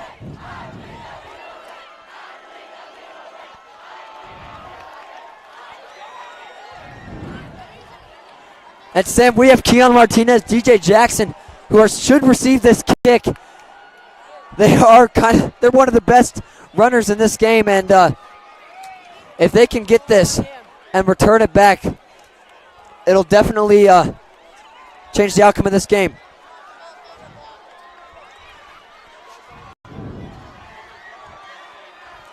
And Sam, it's kind of unbelievable. No one's telling the students to go back on the bleachers because this could change the game. I don't want to say it too much. It's still a loss for us, but they can definitely lose the game. And here it is right here.